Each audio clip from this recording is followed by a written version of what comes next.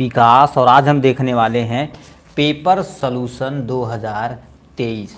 ठीक है, आपको बता देना चाहते हैं इसके पहले हम पेपर सॉल्यूशन कितना कर लिए थे। बहुत सारा पेपर सॉल्यूशन हम ख़त्म कर लिए थे। एक्चुअल में पेपर कहाँ गया भाई अब। ठीक है, पेपर तो मिल गया। ठीक है, तो देखिए इसके पहले हम 2024 का सारा पेपर सॉल्यूशन कर लिए थे। ये आपका पेपर सॉल्यूशन है आपका एक्चुअल में देखा जाए। ठीक, अब कहाँ चला गया भाई। ठीक है यार, ठीक हो, वेट करता बदर। ठीक है, रुक जाओ, पेपर पहले धूल। ठीक है, इसको हटाते हैं भाई। ठीक है, ठीक, तो ये आपके सामने सुटिक्स का रहा पेपर। ठीक है, सुटिक्स का रहा पेपर। अब कैसे इसको करना है आपके सामने, इसको हम दिखाते हैं। ठीक है, ये आपके सामने सुटिक्स का रहा पेपर। इसके पहले हम आपको बता देना चाहते हैं सब पेपर सॉल्यूशन हम सॉल्व कर लिए हैं।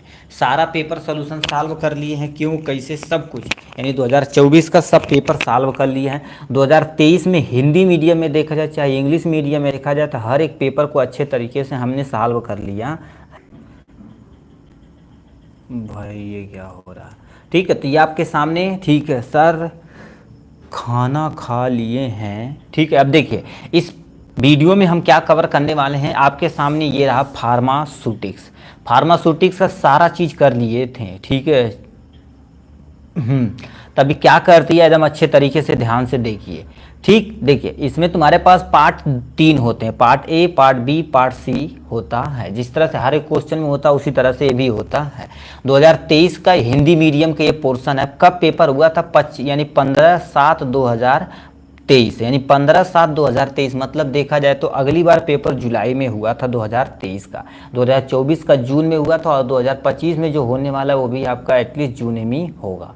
ठीक, अब देखिए यहाँ पर जो स्टार्ट हो रहा हमारा पेपर, कौन, जो आप जान ही रहे हैं। ठीक है, तो इस वीडियो में हम क्या करने वाले, फार्मास्यूटिक्स का A to Z स्लाइड करके आपको एकदम से टुकड़ा टुकड़ा करके देने वाले हैं। ठीक, कोड की बात की जाए तो 26-0 इसका एक कोड है। टाइमिंग की बात की जाए 3 घंटा। पूर्णांक की बात की जाए तो 80 नंबर। ये आप सब जानते हैं। सिंपल से अपने मेन मुद्दे पर चलते हैं, पार्ट ए की तरफ। पार्ट ए में टोटल 7 क्वेश्चन रहते हैं, बट 6 क्वेश्चन को आपको करना रहता है अच्छे तरीके से सॉल्व। अब याद रखना, जो आपको अच्छे से आता है उसी को अटेम्प्ट करिएगा। बट इस वीडियो में सारा, यानी जितना इसमें सबको करेंगे, अब पार्ट बी में भी सबको हम अच्छे तरीके से डिफाइन करेंगे।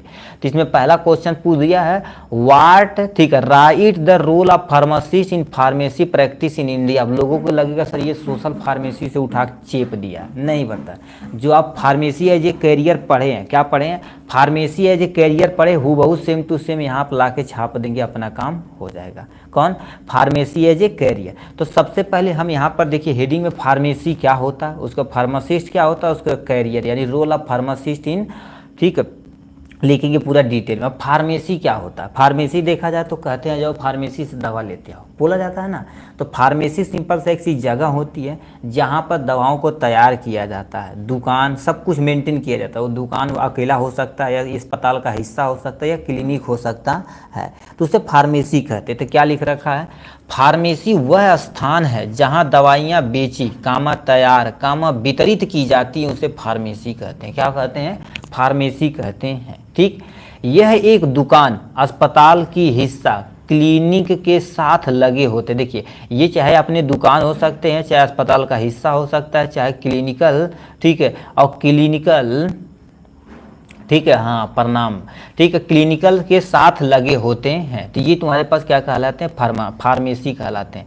भारत में फार्मेसी को आम तौर पे क्या बोला जाता है, मेडिकल स्टोर बोला जाता है। यदि आप पढ़ रहे होंगे तो गांव में कहते हैं ये ऐसे पढ़ा था, मेडिकल स्टोर खोल लिया, मोस्ट ऑफ द पर्सन यही कहते हैं। तो यानी भारत में फार्मेसी को आमतौर पे क्या कहा जाता है, मेडिकल स्टोर भी कहा जाता है, जो केवल और केवल दवाइयाँ बेचते हैं और किसी का थोड़ा बहुत उपचार कर सकते हैं। तो ये फार्मेसी हो गए। अब फार्मासिस्ट क्या होता है, उसके बाद फार्मेसी एज ए कैरियर या रोल आप अच्छे तरीके से लिख देंगे आराम से।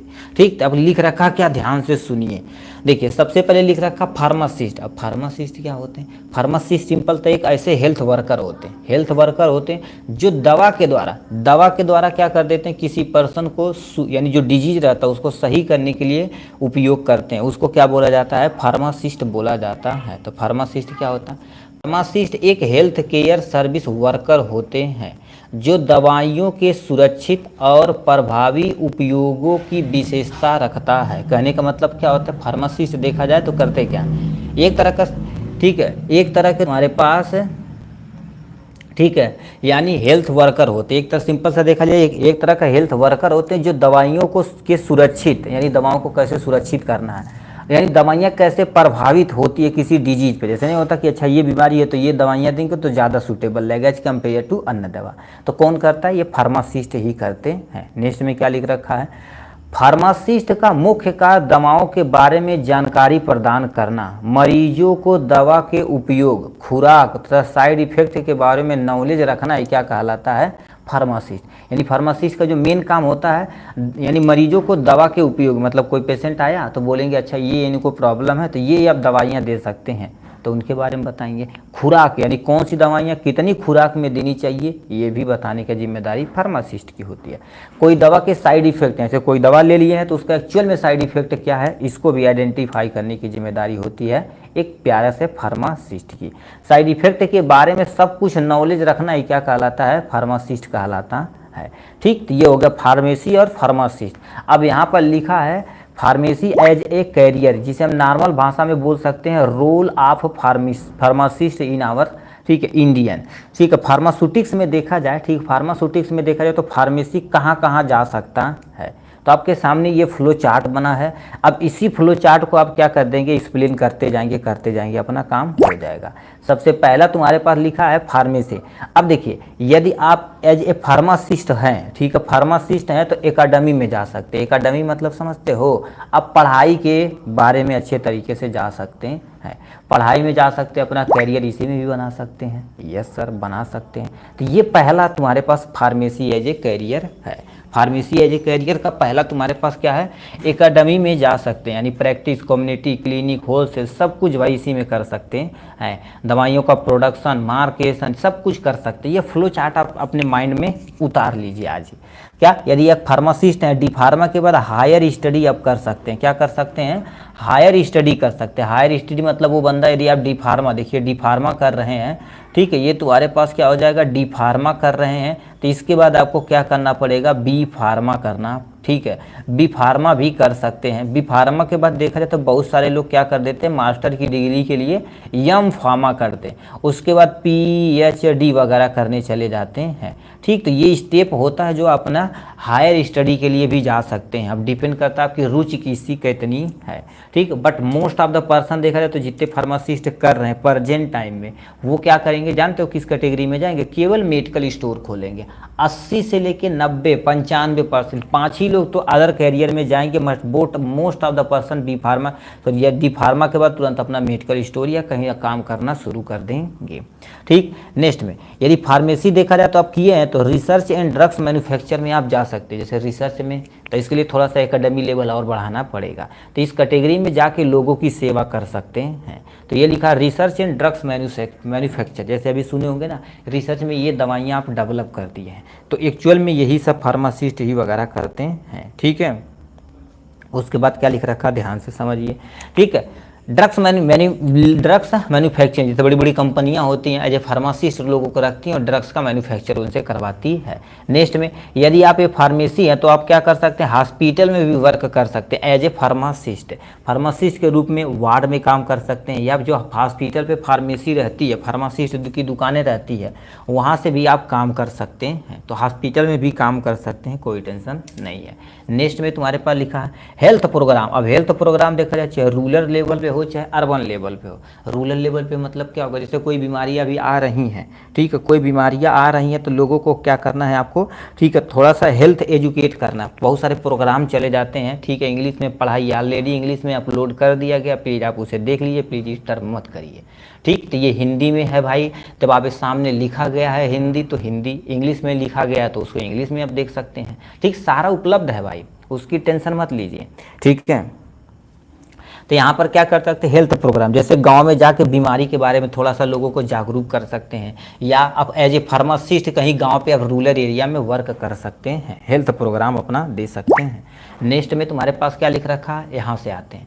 ठीक है। क्लिनिकल प्रैक्टिस मतलब आप ये क्या कर सकते हैं, क्लिनिकल प्रैक्टिस करेंगे कि थी डॉक्टर के अगल बगल। अब देखिए डॉक्टर के बगल में जब आप क्या करेंगे, स्टडी आप अच्छे तरीके से करेंगे, ठीक है। स्टडी करेंगे तो आप अच्छे से एक डॉक्टर की तरह बिहेव करेंगे, आप अपना खुद का क्लिनिक भी खोल सकते हैं, कोई टेंशन नहीं है, ठीक है। तो इसमें भी जा सकते हैं। रिसर्च एंड डेवलपमेंट भी जा सकते हैं। रिसर्च एंड डेवलपमेंट मतलब क्या होगा, जैसे आप इस समय देखा जाए तो बहुत सारा रिसर्च आप कर सकते हैं, ठीक, जो पहले दिया गया है, तो इसमें भी जा सकते हैं। तो ये आपका करियर हो सकता है। दूसरा केमिस्ट शॉप, और 90-95% लोग केमिस्ट शॉप पे ही जाएंगे। क्या केमिस्ट शॉप, अपना दुकान खुद ही खोलेंगे और अपना काम करेंगे बैठे हुए यहाँ पर।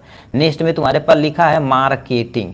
अब मार्केटिंग में क्या क्या होता है गुरुदेव, इनके बारे में थोड़ा सा नॉलेज दे दीजिए। मार्केटिंग में आप बैठे बैठे क्या करेंगे, एमआर का काम करेंगे। जैसे क्या लिखे हैं, सर्च करके अपलोड वीडियो, क्या लिखें, सर्च करके अपलोड वीडियो ऑलरेडी, जैसे ठीक है इंग्लिश में तो आप ऑलरेडी रखा गया भाई, 1-2 वीडियो नीचे स्क्रॉल करके जाएंगे, वो है, उसकी चिंता मत करिए आप, ठीक है। तो मार्केट में भी एमआर के रूप में आप काम कर सकते हैं, या किसी होल सेलर पे जाइएगा, ठीक है, होलसेल दुकान पे आप जाइएगा और वहाँ से, ठीक है, रिटेल की तरह आप काम कर सकते हैं। जैसे रिटेल दुकान पे जाएंगे अपना काम, हाँ, मार्केटिंग रिप्रेजेंटेशन कर सकते हैं। तो कईयों आप करियर में लिख सकते हैं, उसका टेंशन ना लीजिए, ठीक। तो आप ये जैसे मान लेते तुमसे क्या आएगा, रोल ऑफ फार्मासिस्ट मतलब फार्मेसी है, जो करियर बात है, तो सबसे पहले फार्मेसी के बारे में थोड़ा सा डिफाइन कर दीजिए, ठीक है। उसके बाद फार्मासिस्ट क्या होते हैं इनके बारे में, उसके फार्मेसी एज ए करियर का फ्लो चार्ट बना दीजिएगा अपना प्यारा सा।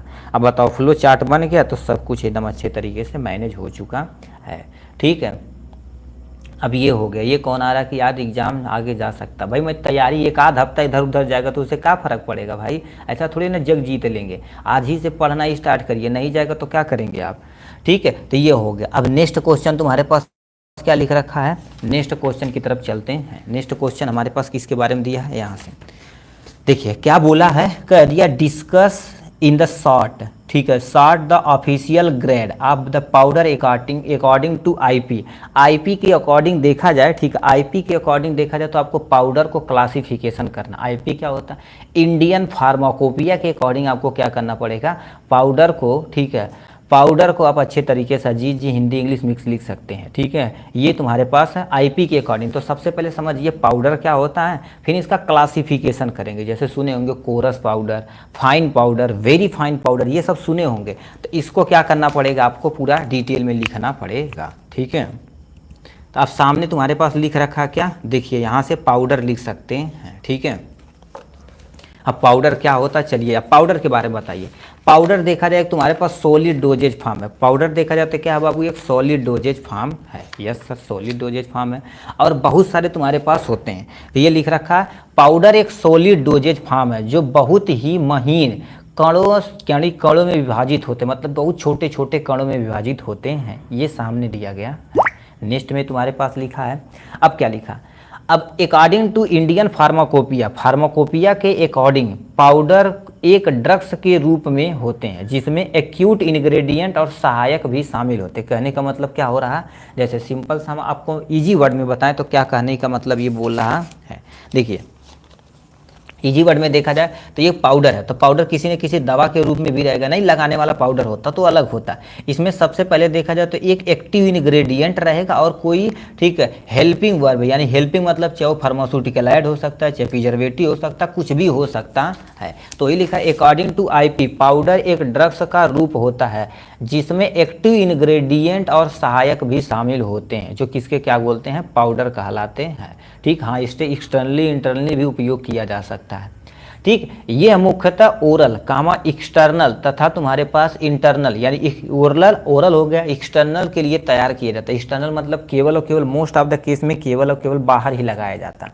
जैसे अब होता क्या है पाउडर, जैसे मान लेते हैं निवासिल पाउडर हो गया तो देखेंगे वो एक्सटर्नल लगाया जाता है बैक्टीरियल ग्रोथ को रोकने के लिए, ठीक। तो ये क्या कर देते, एक्सटर्नल ही लगाया जाता है, ठीक। नेक्स्ट में हो गया पाउडर। अब नेक्स्ट पे आते हैं, हाँ, डस्टिंग पाउडर, ओरस, वो तो अलग पाउडर है। यहाँ पर हमें आईपी के अकॉर्डिंग बताना भाई, ठीक है। देखिए पाउडर का कण आकार प्योरिटी, पैकेजिंग आईपी के मानकों द्वारा नियंत्रित किया जाता है। मतलब पाउडर का जो एक्चुअल में कण का आकार होना चाहिए कि कितना छोटा होना चाहिए इस दवा के लिए, इसकी दवा के लिए, तो वही चीज़ की प्योरिटी की कैसी होनी चाहिए, पैकेजिंग कैसी होनी चाहिए, सब आईपी डिसाइड करता है। आईपी मतलब इंडियन फार्माकोपिया, सिंपल सा इंडियन फार्माकोपिया एक तरह की ऐसी बुक होती है जो अपने इंडिया में कोई भी दवाइयाँ बनाई जाती हैं, यानी कोई भी दवाइयाँ बनाई जाती है तो इसी के मानक के अनुसार ही बनाई जाती है। तो आप समझ गए होंगे पाउडर का थोड़ा सा आप इंट्रोडक्शन यहाँ से, ठीक, ये होगा। अब हमारे पास मेन मुद्दा आता है आईपी के अनुसार पाउडर का वर्गीकरण, ठीक है। आईपी के अनुसार देखा जाए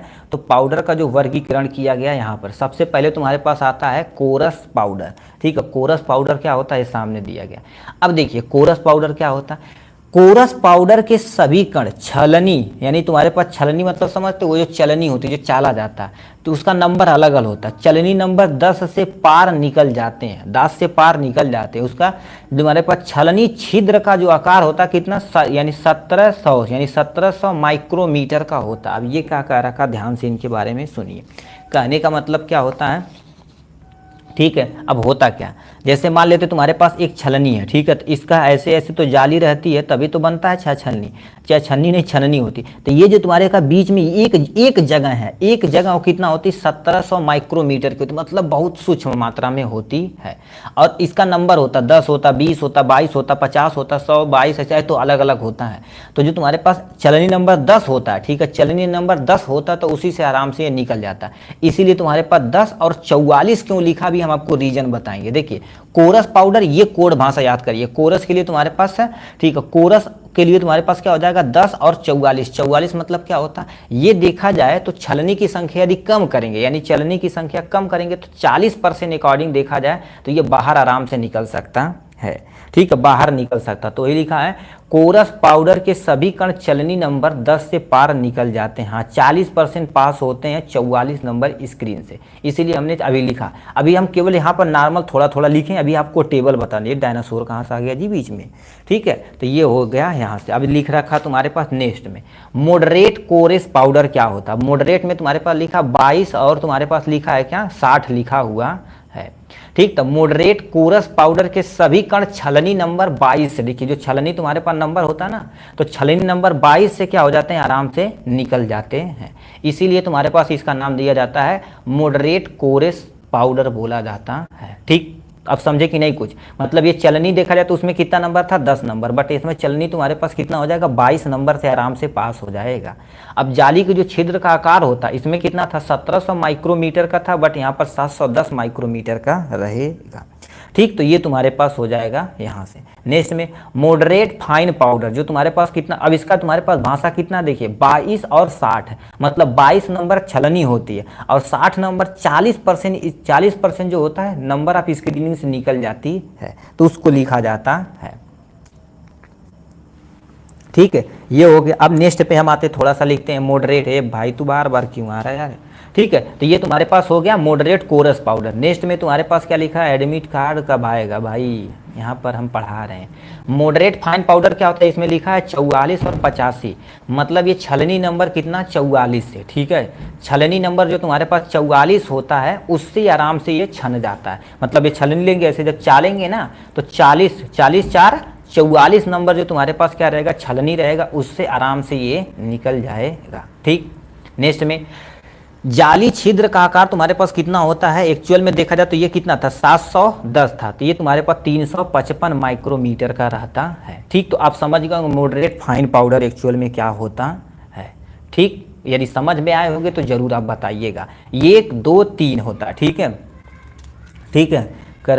इसी तरह से कैसे पढ़ाई होती है, इस तरह से कैसे पढ़ाई होती है बताओ, कब आएगा इस तरह से पढ़ाई कैसे, मतलब ठीक है, ये एकदम से कंसेप्चुअल बता रहा है तो आप कह रहे हैं किस तरह से पढ़ाई होती है, ठीक है। तो ये तुम्हारे पास हो जाएगा। नेक्स्ट में फाइन पाउडर क्या होता है, फाइन पाउडर देखा जाए तो 85 नंबर और 120 होता है। अब 85 नंबर क्या होता है, ये 85 नंबर छलनी से आराम से पार हो सकती है, तो यही लिख रखा है तुम्हारे पास फाइन पाउडर देखा जाए तो 85 यानी 120, तो 85 मतलब क्या होता है फाइन पाउडर के सभी कण छलनी नंबर, मतलब जो छलनी स्थान शिव नंबर समझते हैं कि नहीं, जो आप चालते हैं, ठीक है, चालते हैं, वो 85 नंबर से निकल जाता है। यदि आप थोड़ा सा प्रैक्टिकल गए होंगे लैब में, तो फार्मास्यूटिक्स में लैब में रखा रहता बहुत सारी चलनी। हम पहली बार गए थे, कहीं यार हटा उटा चालेंगे का, लिट्टी उट्टी लगाएंगे, तो उसके लिए रखा जाता था। बट होता क्या था, आप आराम से देख समझते हैं, ठीक है। क्या रखा आप, इंग्लिश तो हिंदी लिखते रहते हैं, सबको अच्छे से समझ में आता है यस भाई, ठीक है, इंग्लिश हिंदी मिक्स करके लिख सकते हैं। जाली छिद्र का आकार कितना होता है, 180 माइक्रोमीटर का होता है। कितना होता है, 180 माइक्रोमीटर का होता है, जो आपके सामने दिया गया है, ठीक। अब समझ गए होंगे एक्चुअल में फाइन पाउडर क्या होता है। नेक्स्ट में तुम्हारे पास लिखा है वेरी फाइन पाउडर, मतलब अब बहुत, जो मेनली देखा जाए तो साथ में दिया गया है, जैसे very fine powder, super fine या तुम्हारे पास माइक्रो फाइन, बट हमने यहाँ पर 5 ही लिखा हुआ है। यदि आप लिखना चाहें तो और लिख सकते हैं। तो वेरी फाइन पाउडर तुम्हारे पास क्या लिख रखा है, 120, और तुम्हारे पास 300 कितना लिख रखा है, 50 लिखा गया है, ठीक। तो इसमें क्या होता है, वेरी फाइन पाउडर के सभी कण, ठीक है, वेरी फाइन पाउडर के सभी कण चलनी नंबर कितना, 120 से पार निकल जाते हैं। मतलब चलनी नंबर कितना लेंगे, 120 लेंगे। अब तुम सोच सकते हो 10 से शुरू किए थे, कहाँ पर पहुँच जाएं, हमारे पास 120 पे पहुँच जाएं, ठीक है, 120 पे। और याद रखना छलनी की संख्या जब बढ़ेगी, यानी संख्या देखो, नंबर जब चलनी की बढ़ेगी, ठीक है, क्या लिखे, मैं आपको बोल रहा हूँ सर, आप पढ़ा रहे हैं हिंदी इंग्लिश दोनों, ठीक है, लिखे रहते हैं, ऊपर इंग्लिश और उसके नीचे हिंदी, सबको अच्छे से समझ में आता। तुम्हारे कहने का मतलब कि पहले एक लाइन हिंदी लिखे, एक लाइन इंग्लिश लिखे। देखिए ऑलरेडी हम करा दिए भाई, उसका यदि इंग्लिश वर्जन चाहते हैं आप, वहाँ से अभी आप देख सकते हैं, उसका अलग से वीडियो हमारे पास अपलोडेड है, ठीक है। नेक्स्ट में तुम्हारे पास क्या लिख रखा, ध्यान से सुनिए। नेक्स्ट में तुम्हारे पास लिखा वेरी फाइन पाउडर, जो तुम्हारे पास 120 और 85 दिया गया, 350 दिया गया। मतलब ये छलनी नंबर तुम्हारे पास कितना होता है, 120। छलनी नंबर 120 से क्या हो जाएगा, आराम से ये निकल जाएगा।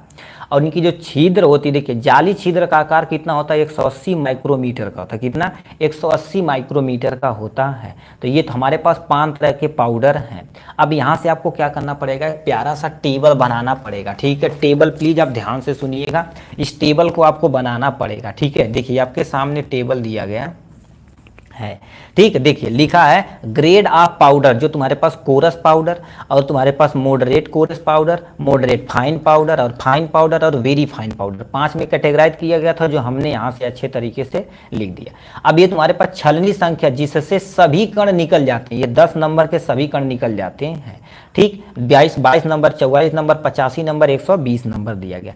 नंबर ऑफ मेस, मतलब उसमें छिद्र कितनी होती है, जैसे नंबर छिद्र होता है ना, छिद्र कितने होता है, 1 माइक्रोमीटर में देखा जाए तो इतनी संख्या होती है। अब तुम सोच सकते हो कितना प्यारा प्यारा, कितना छोटा छोटा छेद रहता होगा, ठीक है, जो 1 माइक्रोमीटर में लगभग 1700 होते हैं, ठीक।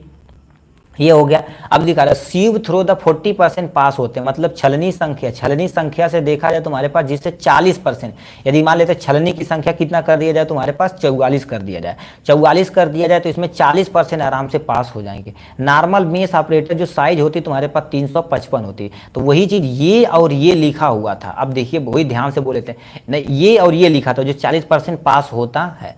तो यदि कोरेस पाउडर देखा जाए तो उसका छलनी नंबर कितने, छलनी नंबर 10 से आराम से पास हो जाएगा।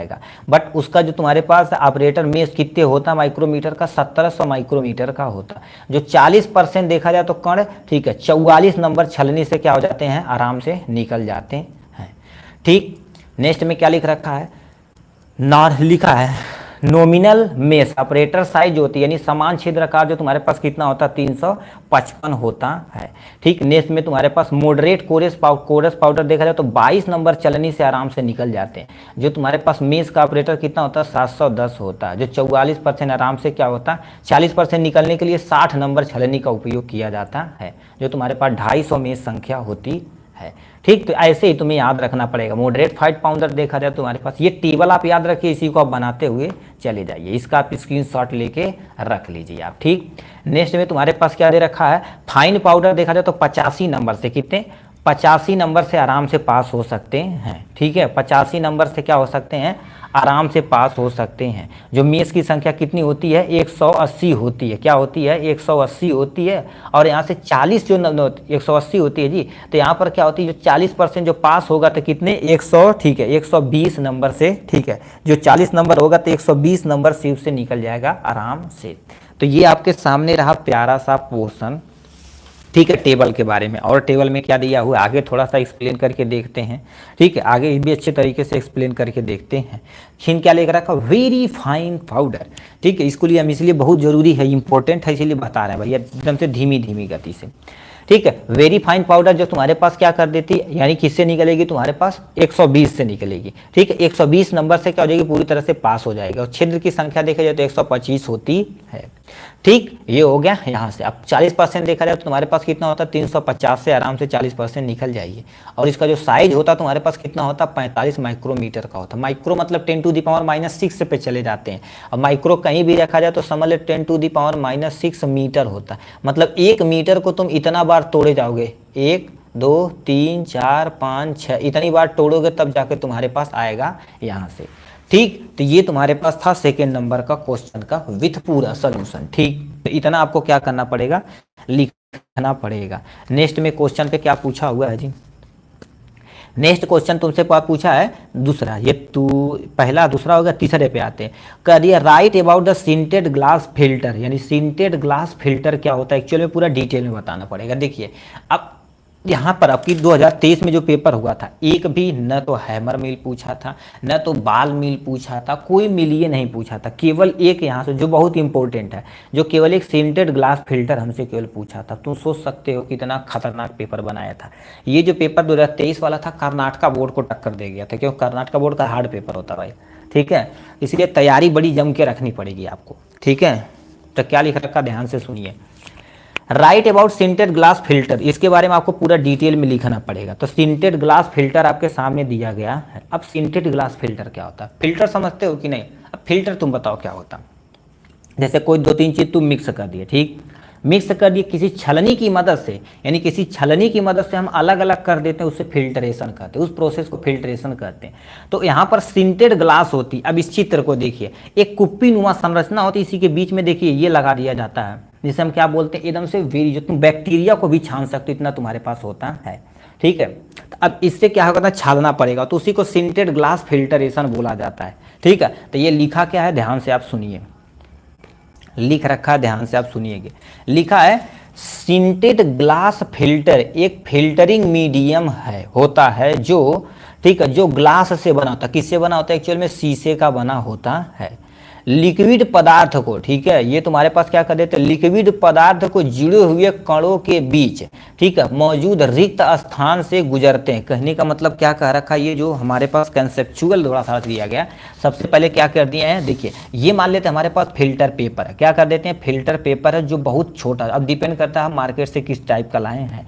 तो इनके बीच में ये जो प्यारा सा गैप है, इसी से क्या कर देते हैं, पास करते हैं। तो वही लिख रखा है, लिक्विड पदार्थ जुड़े हुए कणों के बीच मौजूद रिक्त स्थान से गुजरते हैं, इसी रिक्त स्थान से गुजरते हैं। सबसे पहले एक्चुअल में होता क्या, नॉर्मल भाषा में समझो, सिंपल, तो तुम्हारे घर में ऐसे कुप्पी होगी, ठीक है, ऐसे गुरुदेव कुप्पी होगी, कुप्पी के बीचों बीच, ठीक है, ऐसे लगा दिया जाता, क्या लगा दिया जाता, ऐसे लगा दिया जाता। जो ऐसे लगाया जाता तो इसी में छेद होते हैं, उसी में छेद होते हैं, ऐसे होता ना, तो इसी को इसी के अंदर डाल दिया जाता और टाइट कर दिया जाता। नीचे की तरफ दाबोगे तो, क्योंकि नीचे को कोनिकल शेप है तो अपने आप वो टाइट हो जाएगा। तो इसी के बीच में जो तुम्हारे पास रिक्त स्थान रहेगा, उसी से धीरे धीरे कण पास होंगे। तो लिखा लिक्विड पदार्थ जुड़े हुए कणों के बीच मौजूद रिक्त स्थान से गुजरते हैं, ठीक, ये हो जाएगा दूसरा पॉइंट। नेक्स्ट में डिस्क को हीट के साथ एक पायरेक्स, ठीक है, पायरेक्स ग्लास फनल में सील कर दिया जाता। मतलब एक्चुअल में होता क्या, जैसे ये है तो इसको थोड़ा सा पहले तुम हीट कर दोगे, क्या कर दोगे, हीट कर दोगे तो ये फैल जाएगा। याद रखना, कोई भी चीज़ यदि हीट किया जाए तो एक्सपैंड होता, एक्सपैंड हो गया, इसी के अंदर जाली डाल के टाइट कर दिया, धीरे से क्या कर दिए, धीरे धीरे कूल कर दिए, तो ये कंडेंस होकर इसको दाब लेगा, नहीं तो इसके बगल से तुम्हारे पास फिल्टर होके चला आएगा। तो वही चीज़ बोला जा रहा है यहाँ पर। तो ये इंट्रोडक्शन हो गया। अब प्रिंसिपल देखा जाए तो ये क्या होगा, फिल्ट्रेशन मीडियम पे काम करता है। तो आपको यहाँ पर लिख देना है फिल्ट्रेशन, फिल्ट्रेशन पे वर्क करता। और कंस्ट्रक्शन में देखा जाए तो क्या क्या चीज़ होता है, ये आपके सामने डायग्राम है, इधर भी एडवांटेज डिसएडवांटेज भी लिखना पड़ेगा। देखिए फनल नुमा ग्लास फिल्टर होता है। देखिए एक्चुअल में फनल हमने ऐसा बनाया, एग्जाम में भी तुम जैसे वो बनाए वैसे भी तुम बना सकते हो, कैसी तरह से बना सकते हो, ठीक। और इसके अंदर ये जो बनाया गया एक्चुअल में यही जाली है, ठीक है, यानी लिखा है जाली, जिसका पोर कितना होता है, पोर साइज तुम सोच सकते हो, पोर साइज कितना 0.72 माइक्रोमीटर का होता है। अब सुन सकते हो कितना छोटा हो गया, इतना वही पॉइंट में चला गया है, इतना खतरनाक हो रहा है कंस्ट्रक्शन। अब हमारे पास क्या हो जाते हैं, एप्लीकेशन आते हैं। एप्लीकेशन क्या होता है, इसका उपयोग मोटे तथा बारीक कणों तथा बैक्टीरिया को फिल्टर करने के लिए किया जाता है। अब तुम सोच सकते हो ये सिंटेड ग्लास होता है, किसको किसको फिल्टर कर देता है, जो तुम्हारे पास मोटे तथा बारीक कण होते हैं उसके साथ साथ बैक्टीरिया को भी ये क्या कर देता है, फिल्टर कर देता है। अब डिपेंड करता है फिल्टर का जो यूज किए हो कितनी क्वालिटी का है, तो बैक्टीरिया को भी फिल्टर करने के लिए किया जाता है। नेक्स्ट में इसका उपयोग पेरेंटल इंजेक्शन ऑप्थेल्मिक सॉल्यूशन आदि बनाने में किया जाता है। क्यों, क्योंकि पेरेंटल इंजेक्शन देखा जाए तो कुछ भी हानिकारक पदार्थ नहीं होने चाहिए, नहीं तो रहेंगे तो भाई दिक्कत हो जाएगी। जैसे आप ये आंख में ड्रॉप डाल दिए, मान लेते हैं आप फिल्टर सही से नहीं किए, एक छोटा सा कण उसमें रहेगा तो हमारी आंख को खराब कर सकता है। तो इसीलिए बहुत सावधानी पूर्वक ये सब बनाया जाता है। तो पेरेंटल इंजेक्शन हो गया, ऑप्थेल्मिक सॉल्यूशन हो गया, आदि को एकदम से उपयोग में लाया जाता है सिंटेड ग्लास। ठीक, ये हो गया। नेक्स्ट में तुम्हारे पास लिख रखा मेरिट और डीमेरिट के बारे में बोलते हैं। अब मेरिट मतलब क्या फायदा है, डीमेरिट मतलब क्या लो, यानी एडवांटेज डिसएडवांटेज भी लिख सकते हो, कोई टेंशन नहीं ब्रदर। ठीक है, ठीक ठीक है। अब होता क्या, देखिए सबसे पहले मेरिट क्या होता है, इजी क्लीनिंग हो सकता है। तुम साफ करने के लिए, आपके घर में चाहे छन्नी होगी ना तो आपकी मम्मी ऐसे करती होंगी, बल्टी उल्टी पे ऐसे ऐसे झाड़ देती होंगी, अपने आप निकल जाता है। तो इजी टू क्लीन, क्लीन करने में थोड़ा सा साफ होता है। फिल्ट्रेशन के बाद नो फॉरेन पार्टिकल, मतलब जो फिल्ट्रेशन करोगे, ठीक है, फिल्ट्रेशन करोगे तो यहाँ देखिए एक्चुअल में यहाँ से तुम डालोगे और यहाँ से तुम्हारे पास क्या रहेगा, रिसीवर रहेगा। तो यहाँ से जब फिल्टर करके यहाँ पर डालोगे, जो भी केमिकल आराम से यहाँ पर प्रेजेंट रहेगा, ठीक है, यहाँ पर जो केमिकल प्रेजेंट रहेगा तो वो एकदम साफ रहेगा। तो वही लिखा नो फॉरेन बॉडी, इसमें कोई ना बॉडी प्रेजेंट रहेगी, चाहे बैक्टीरिया वायरस कोई कण कुछ भी नहीं रहने वाले हैं। ठीक है, नेक्स्ट में तुम्हारे पास क्या लिख रखा है, स्मॉल अमाउंट में मेडिसिन को एब्जॉर्ब होता है। मतलब तुम्हारे पास क्या होता है, जो जितना महीन बारीक रहेगा उतना अमाउंट क्या हो जाएगा, हमारी बॉडी में आराम से एब्जॉर्बेशन हो जाएगा। ठीक, स्मॉल वैल्यू भी आसानी से फिल्टर किया जा सकता है। स्मॉल वैल्यू जो छोटे वैल्यू होते हैं ना उसको आराम से कर देते हैं, बट थोड़ा सा दिक्कतें होती है। जैसे छन्नी आप जैसे ज़्यादा चाय छानेंगे तो देखेंगे उसके छल्ली में, जैसे ये तुम्हारे पास इसके बीच में भट जाता है, ऐसा देखे होंगे ना, तो उसमें थोड़ा सा दिक्कतें आती हैं। ठीक, तो ये तुम्हारे पास क्या हो जाएगा, मेरिट यानी फायदा हो जाएगा। क्या, दोबारा समझे, यानी साफ करने में आसानी होती है। फिल्ट्रेशन के बाद फॉरेन पार्टिकल बॉडी नहीं बचती है, नो फॉरेन बॉडी लिख रखा है। स्मॉल अमाउंट में मेडिसिन का एब्जॉर्प्शन होता है। स्मॉल वैल्यू भी, ठीक है, स्मॉल वैल्यू भी आसानी से फिल्टर किया जा सकता है, जो मेरिट के अंतर्गत आता है। अब डीमेरिट में क्या होता है, ठीक, अब ये सब प्रोसेस किया जाएगा तो थोड़ा सा ये महंगा होता है। जैसे अभी इंजेक्शन लेने जाएंगे तो ऐसा थोड़ी कि 2 रुपये की इंजेक्शन देता है, ऐसा नहीं। नॉर्मल कोई भी इंजेक्शन होगा तो 60-70 रुपये, 100 रुपया, कई हज़ार तक हो सकता है।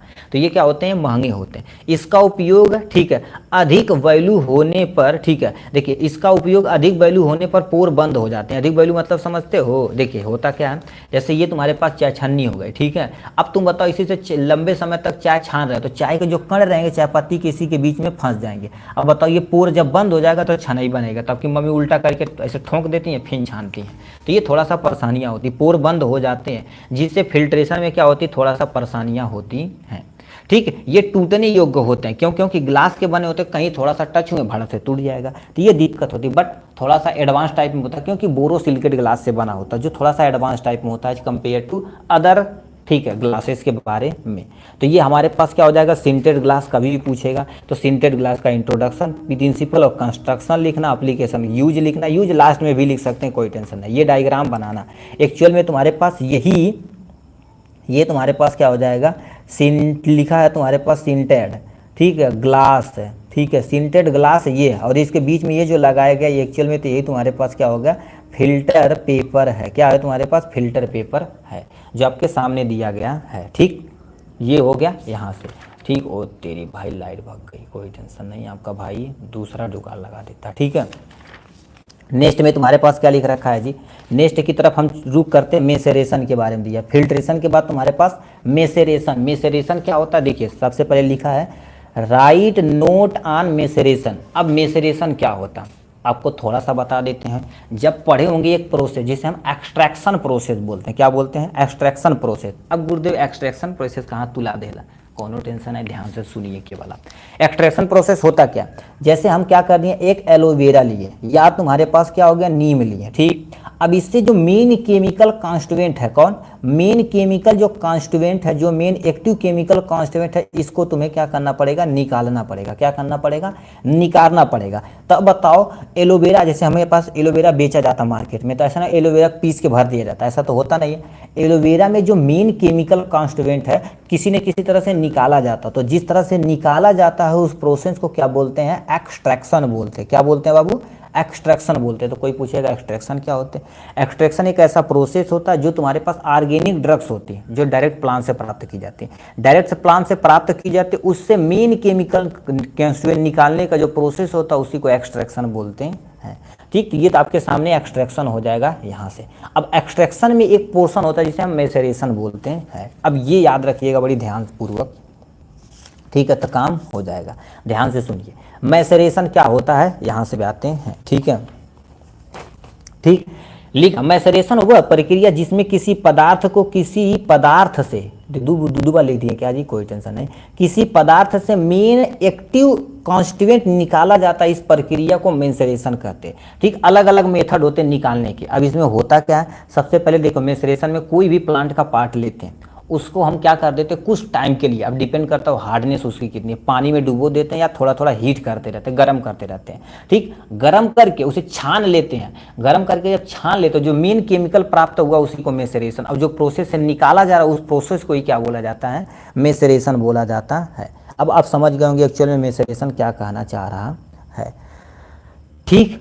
अब इसको साइड में करते हैं, भाई लाइट आ जा, नहीं तो दिक्कत हो जाएगी, ठीक है। तो ये मैसेरेशन आप समझे प्रोसेस में एक्चुअल में होता क्या है, ठीक है। अब मैसेरेशन समझे तो आगे की तरफ हम मूव कर देते हैं थोड़ा सा। इसको 3 में क्लासिफिकेशन किया गया, 3 में क्लासिफिकेशन किया गया, ठीक है। 3 में क्लासिफिकेशन किया, सिंपल मैसेरेशन, मॉडिफाई मैसेरेशन और मल्टीपल मैसेरेशन दिया गया है, ठीक। तो ये तुम्हारे पास दिया गया। सबसे पहले सिंपल मैसेरेशन दिया गया। अब सिंपल मैसेरेशन क्या होता है, पेड़ की जड़ या तुम्हारे पास क्या कर देते हैं, उपजी पत्तियां, मतलब उसकी पत्तियां होनी चाहिए, ठीक है, यानी उसकी पत्तियां या जड़ या छाल कुछ भी लेते हैं। ईटी से एक यानी टिंचर करने की विधि होती है। सिंपल सा क्या कर देते हैं, ये सब लेते हैं, टिंचर प्रोसेस एक तरह का होता है, ठीक। उसमें जो मेन केमिकल कॉन्स्टिट्यूएंट होता है उसको हम गर्म करके निकालते हैं, तो ये सिंपल मैसेरेशन होता है। इसमें ज़्यादा कुछ करना नहीं पड़ता, प्लांट का पार्ट लो, गर्म करो, बस काम खत्म। बट इसमें मॉडिफाई थोड़ा सा मैसेरेशन होता है। इसमें ओलियो रेजिन तथा गम रेजिन से टिंचर तैयार किया जाता है, मतलब वो तो पार्ट लेवा करेंगे, बट हम क्या लेंगे, ओलियो रेजिन लेंगे जो रिएक्शन को थोड़ा सा तेज कर देगा। गम रेजिन लेंगे, ये भी थोड़ा सा रिएक्शन को चेंज कर देगा, तेज कर देगा, जैसे टिंचर तैयार हो जाएगा, इसी से मेन केमिकल कॉन्स्टिट्यूएंट निकाल लिया जाएगा, ठीक। तो ये तुम्हारे पास विधि है। मल्टीपल मैसेरेशन मतलब इससे तुम बार बार कर सकते हो। तो लिखा है यदि किसी से, यानी लिखा है तुम्हारे पास, यदि किसी से कॉन्सेंट्रेशन एक्सट्रैक्ट प्राप्त किया जाता है तो उसको किया जाता है, ठीक है। यह डबल मैसेरेशन तथा ट्रिपल मैसेरेशन में काम आता है, मतलब एक बार नहीं हुआ तो 2 बार, 3 बार, 4 बार, इसलिए इसे नाम दिया जाता है मल्टीपल मैसेरेशन दिया जाता है, ठीक। अब थोड़ा सा और नॉलेज रख देते हैं मैसेरेशन के बारे में। मैसेरेशन प्रोसेस में एक्चुअल में होता क्या, मैसेरेशन प्रोसेस में पादप पार्ट को, ठीक है, सॉल्वेंट में 3 दिन तक, देखिए 3 दिन तक, अब डिपेंड करता है कितने दिन तक आप डिपेंड रखते हैं। जैसे आपके घर में जैसे हर्रा भे दिए, चना भे दिए, तो इस 24 घंटा भेजा जाता है। उसी तरह से डिपेंड करता कौन सा केमिकल है और कितने समय में फूल रहा। देखो 3 दिन तक रखते हैं जिससे प्लांट पार्ट साफ तथा डिजॉल्व हो जाता है। अब बताओ उसमें घुल गया, अब हाथ से अच्छे तरीके से ऐसे मीज देते हैं, मीज के उसे हम गर्म करते हैं, ठीक। गर्म करके उसे फिल्टर पेपर की सहायता से क्या कर देते हैं, छान लेते हैं। तो वही लिख रखा है, डिजॉल्व सॉल्यूशन को फिल्टर पेपर की मदद से छान लेते हैं। अलग कर लिए, अब तब गर्म करेंगे या पहले गर्म कर लेंगे, बाद में गर्म करेंगे तो ज़्यादा सूटेबल रहता है, या पहले भी गर्म कर लेंगे तब कोई दिक्कत नहीं रहता। तो इसमें क्या करेंगे, फिल्टर पेपर की मदद से हम क्या कर देंगे, उसको अलग कर लेते हैं। किसकी मदद से, मैसेरेशन की मदद से। अब कुछ समझे कि नहीं, ठीक। अब एक्चुअल में होता क्या, हमारी भाषा में तुम समझो, इतना बड़ा तुम नहीं समझ पाओगे। होता क्या, सबसे पहले कोई प्लांट का हम पार्ट लेंगे, ठीक। प्लांट का पार्ट लेंगे, उसे हम बर्तन में ऐसे रख देंगे, क्या कर देंगे, ऐसे बर्तन में रख देंगे, ठीक। इसमें बर्तन में रख के हम उसे क्या करेंगे, तगड़ा गर्म पानी, पहले देखो यहाँ पर पानी में डाल के 1-2 दिन के रख देंगे। इसके अंदर जो भी तुम्हारे पास मान लेते प्लांट का पार्ट पत्ती है, तो धीरे धीरे डिजॉल्व हो जाएगा, उसका जो सेल होंगे टूट जाएंगे, आराम से इसे मीज देंगे। मीज के बाद हम क्या करेंगे, चाहे छन्नी या फिल्टर पेपर आपके सामने होगा, ठीक है, घर में, उसी से हम क्या कर देंगे, इसको छान लेंगे, छान के तो फिर इसे क्या कर देंगे, साइल ले जाके फिर अच्छे तरीके से इसे खूब ही गर्म करेंगे। गर्म करेंगे, जो main chemical active chemical constituent रहेगा उसको हम क्या कर देंगे, निकाल देंगे आराम से। ठीक, तो उसी प्रोसेस को मेसरेशन बोला जाता है। बस इतना तुम्हारे समझना है। अब जो निकाला जाता, हम बोले थे ऑर्गेनाइज तथा अनऑर्गेनाइज ड्रग्स। अब ये गुरुदेव क्या होता है, जैसे कहेंगे जाओ ऑर्गेनाइज ड्रग्स लेके आओ। ऑर्गेनाइज ड्रग्स होता क्या, जैसे प्लांट पे हम लाए, प्लांट का पार्ट सीधे तोड़ के लेके चले आए, तो उसको बोला जाता है ऑर्गेनाइज ड्रग्स बोला जाता है। तो क्या लिखा, प्लांट एक ऐसा पार्ट, प्लांट की लिखना, प्लांट का ऐसा पार्ट जो जड़, तना, पत्ती आदि से डायरेक्ट पेड़ों से प्राप्त किया जाता है, उसे हम ऑर्गेनाइज्ड ड्रग्स बोलते हैं। कैसा ड्रग्स बोलते हैं एक्चुअल में, ऑर्गेनाइज्ड ड्रग्स बोलते हैं। अभी हम बताएंगे ऑर्गेनाइज्ड ड्रग्स एक्चुअल में कैसे स्टेप बाय स्टेप दवाइयाँ निकाली जाती हैं। अनऑर्गेनाइज्ड ड्रग मतलब ये प्योर। अब इसमें देखा जाए तो ऑर्गेनाइज्ड में तुम्हारे पास क्या होता है, अशुद्ध होता है। ये देखा जाए तो तुम्हारे पास क्या होता है, थोड़ा सा अशुद्ध होता। बट इनऑर्गेनाइज में देखा जाए तो प्योर तथा इनएक्टिव, यानी एक्टिव इंग्रेडिएंट एटलीस्ट बन चुका है। इसमें थोड़ा सा इधर रहता है, उसे साफ करके अपना तैयार हो जाएगा मेन केमिकल कॉन्स्टिट्यूएंट। ठीक, तो ये तुम्हारे पास ऑर्गेनाइज तथा अनऑर्गेनाइज ड्रग्स होती है। नेक्स्ट में क्या लिख रखा है, देखिए अब इसको तुम अच्छे तरीके से बताइए, जो ऑर्गेनाइज ड्रग्स कैसे हम दवाइयाँ निकालते हैं और इन ऑर्गेनाइज तुम्हारे पास अनऑर्गेनाइज ड्रग्स को। तो सबसे पहले हम क्या कर देते हैं, ऑर्गेनाइज ड्रग्स से क्या करते हैं, देखिए ऑर्गेनाइज ड्रग तथा तुम्हारे पास मेनेस्ट्रम लेते हैं। मेनेस्ट्रम मतलब समझते एक सोल्यूशन लेते हैं। अब वो कुछ भी हो सकता है, एल्कोहल हो सकता है, वाटर हो सकता है, फिनॉल हो सकता है, मेथिल एल्कोहल, कुछ भी हो सकता है। अब डिपेंड करता है किस तरह से हम वो उसमें डिजॉल्व होगा। तो एक ऑर्गेनिक ड्रग्स लेंगे और एक मेंसरेशन है, तुम्हारे पास मेनेस्ट्रम लेंगे। मेनेस्ट्रम मतलब ऐसे एक लिक्विड होता। अब इस ऑर्गेनिक ड्रग्स को तुम इसी के अंदर डाल दोगे, पत्ती उत्ती कुछ भी हो सकता है। स्टोर करेंगे कितने दिन के लिए, 7 दिन के लिए। और शेकिंग टू सम मतलब क्या करेंगे, इसे हिलाते रहेंगे, अच्छे से हिलाते रहेंगे। ठीक, उसके बाद पासिंग फिल्टर पेपर, देखिए हम क्या कर देंगे, ऐसे देखो छन्नी की मदद से, फिल्टर पेपर से हम क्या कर देंगे, ऐसे एक्चुअल में छान लेंगे। उसके बाद तुम्हारे पास मार्स प्रेस करेंगे। मार्स प्रेस मतलब समझते हो, जो चाय छन्नी के ऊपर ऐसे दाब देते हैं, जैसे आपकी मम्मी उम्मी चाय छन्नी के ऊपर जो चाय रहता है ऐसे दाब देते हैं। ठीक, ऐसे जब दाब देते हैं एक्चुअल में, तो उसमें जो भी बचा रहता है आराम से निकल जाता है।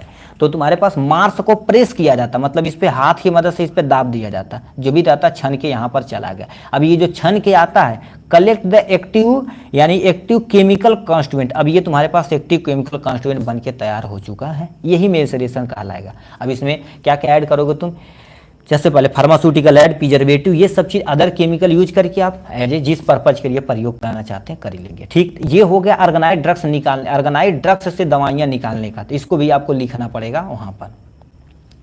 अनऑर्गेनाइज्ड ड्रग्स, कहीं कहीं इनऑर्गेनाइज। अनऑर्गेनाइज्ड ड्रग्स क्या होती है, जो इनडायरेक्ट प्राप्त की जाती है, ये थोड़ा सा प्योर होता है।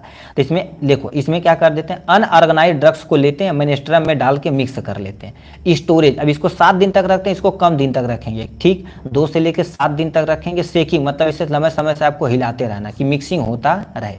फिल्टर पेपर से यानी क्या कर देना, इसको तुम्हें पास कर देना। बट याद रखना, डू नॉट प्रेस मार्स, जो ऊपर बचा हुआ छन्नी के ऊपर इसको दाबना नहीं है।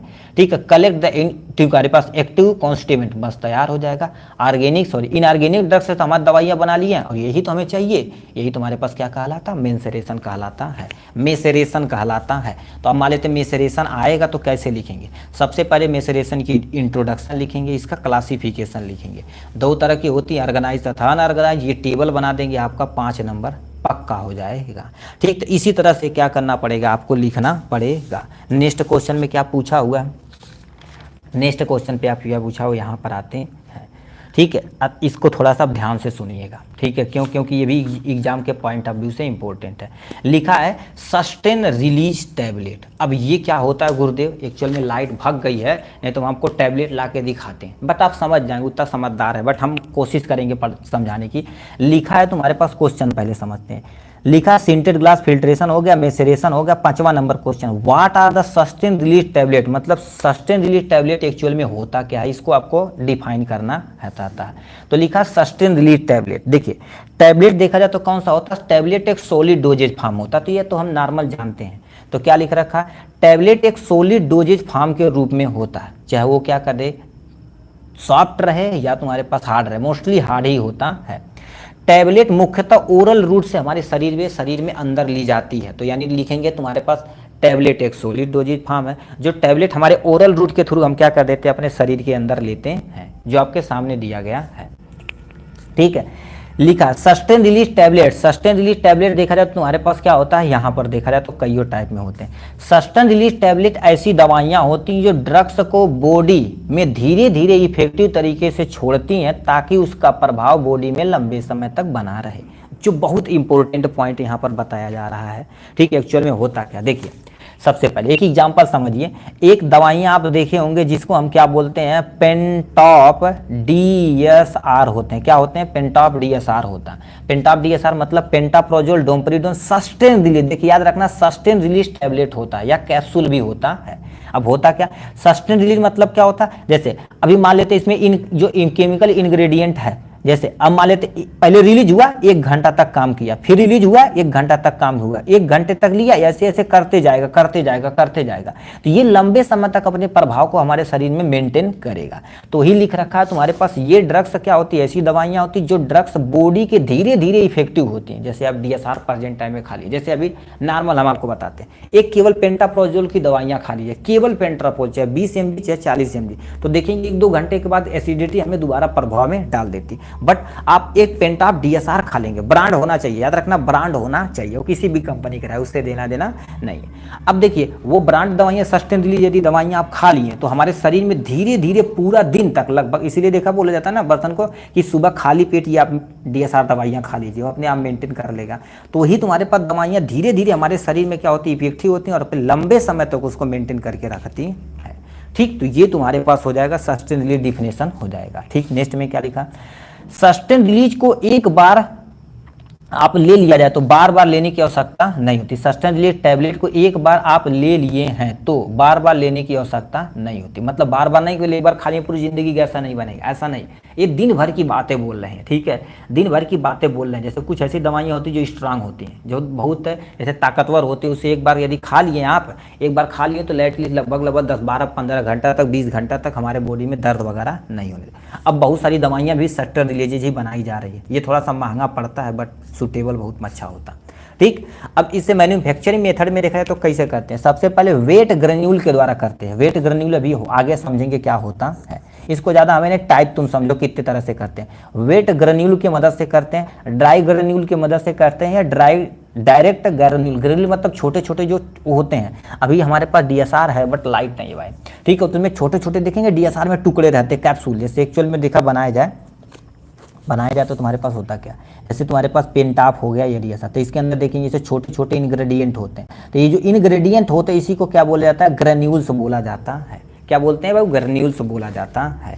ठीक, अभी देखिए मेथड कैसे एक्चुअल में बनाया जाता है जो आपको लिए थोड़ा सा सूटेबल रहेगा। देखिए सबसे पहले क्या करेंगे, ब्लेंडिंग। ब्लेंडिंग मतलब क्या करेंगे, सम्मिश्रित करेंगे। यदि हिंदी लिखा जाए तो मिश्रण आप लिख सकते हैं, सम्मिश्रित बोलते हैं, मतलब एक चीज़ नहीं कईयों चीज़ से मिलाया जाता है, जिस चीज़ का टैबलेट तुम बनाना चाह रहे हो।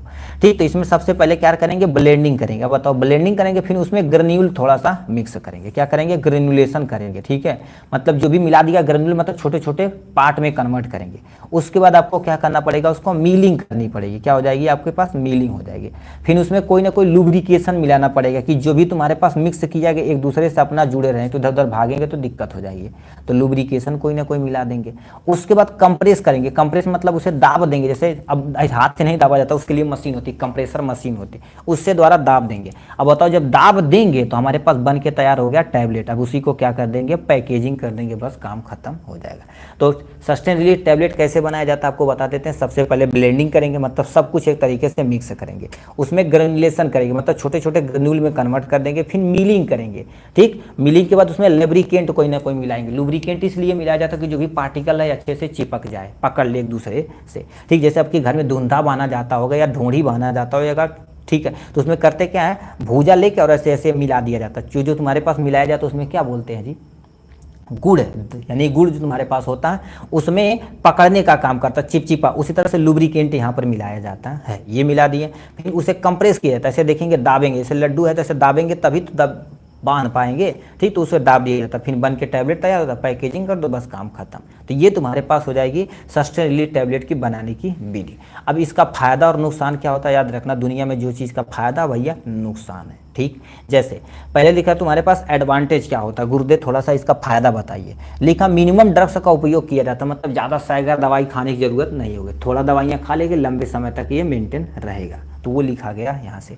तेजी तथा इफेक्टिव काम करता, मतलब ये देखा जाए तो हमारे शरीर में तेजी से तथा इफेक्टिव काम करता है। ठीक, ये हो जाएगा इनके बारे में।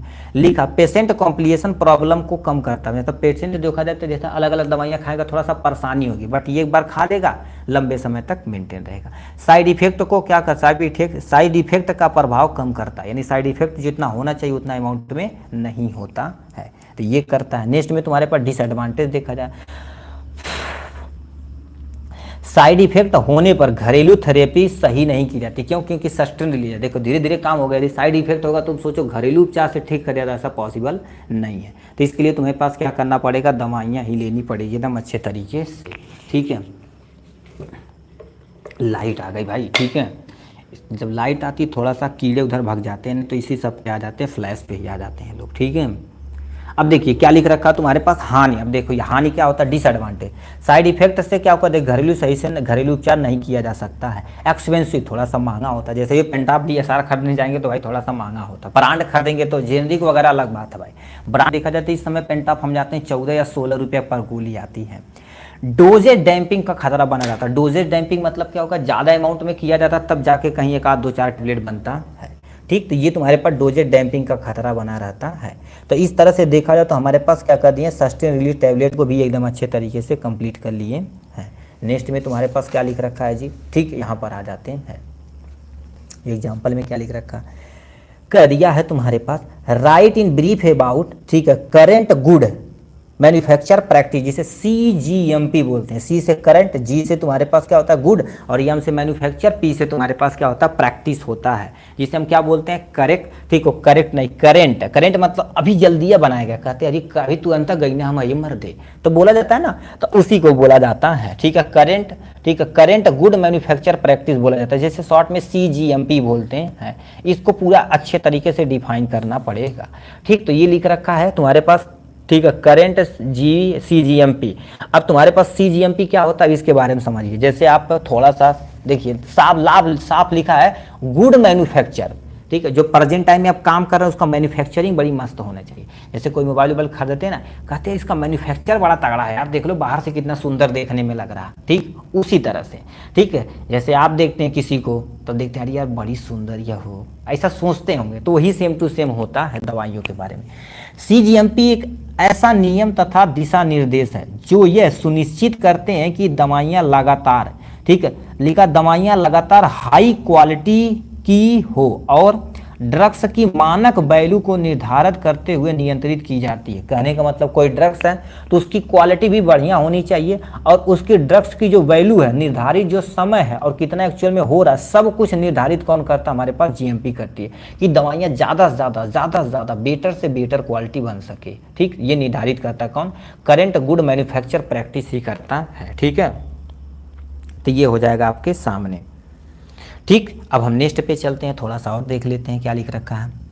ठीक, ये हो गया यहाँ से। नेक्स्ट में दवाइयाँ लगातार हाई क्वालिटी की होती हैं, ड्रग्स की मानक वैल्यू को निर्धारित करते हैं, जिसे हम क्या बोलते हैं, यानी नियंत्रित किया जाता है। तो ये आपके सामने हो गया यहाँ से। नेक्स्ट में तुम्हारे पास क्या लिखा, CGMP यानी मैन्युफैक्चरिंग डेवलपमेंट के साथ अलग अलग क्वालिटी कंट्रोल करता। मतलब CGMP देखा जाए तो ऐसा नहीं कि मतलब केवल बना रहे दवाइयाँ, नहीं, मैन्युफैक्चर डिपार्टमेंट में जाते हैं और क्वालिटी को चेक करते हैं। भाई क्वालिटी तो घटिया क्वालिटी नहीं बना रहे हो ना, ठीक, तो क्वालिटी कंट्रोल जिम्मेदारी भी इनकी होती है। क्वालिटी यदि बढ़िया रहेगा तो ब्रांड बढ़िया तगड़ा बनेगा। ठीक है, देखिए जितनी ब्रांड होती क्वालिटी भी बहुत अपना मायने ध्यान रखती है।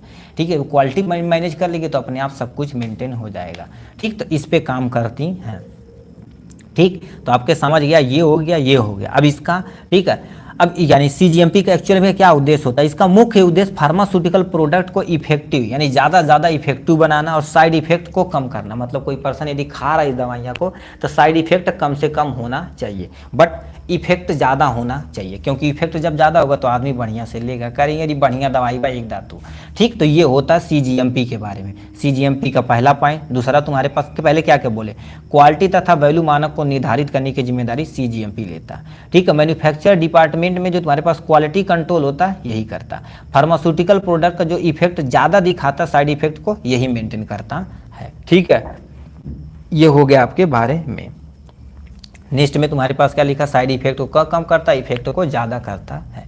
अब तुम्हारे पास लिखा पर्सनल क्वालिफिकेशन, मतलब कोई सीजीएमपी में काम करना चाहता है उसके पास क्वालिफिकेशन वगैरह क्या होनी चाहिए। सबसे पहले लिखा है केमिस्ट्री या बायो केमिस्ट्री में पास होना चाहिए, ठीक, अलग से। उसके बाद तुम्हारे पास यानी केमिकल इंजीनियरिंग भी उसके पास होनी चाहिए, ठीक है, मतलब इसमें से कोई ना कोई डिग्री होनी चाहिए, नॉलेज। माइक्रोबायोलॉजी उसके पास डिग्री होनी चाहिए। माइक्रोबायोलॉजी बड़ी खतरनाक चीज़ होती है, तुम सोचो हर एक चीज़ को माइक्रो लेवल पे जाकर तुम स्टडी करोगे। और बायोटेक्नोलॉजी भी देखा जाए तो प्लांट या एनिमल से करोगे ना तो बहुत बढ़िया रहता भाई, ठीक है। फार्माकोलॉजी तथा टॉक्सिकोलॉजी, फार्माकोलॉजी तुम्हारे पास क्या करे जो आप पढ़ सकें, डिजीज की कंडीशन हो गया, कैसे हो गया, कौन सी दवाइयाँ प्रयोग करना, ये सब अच्छे तरीके से जानेंगे।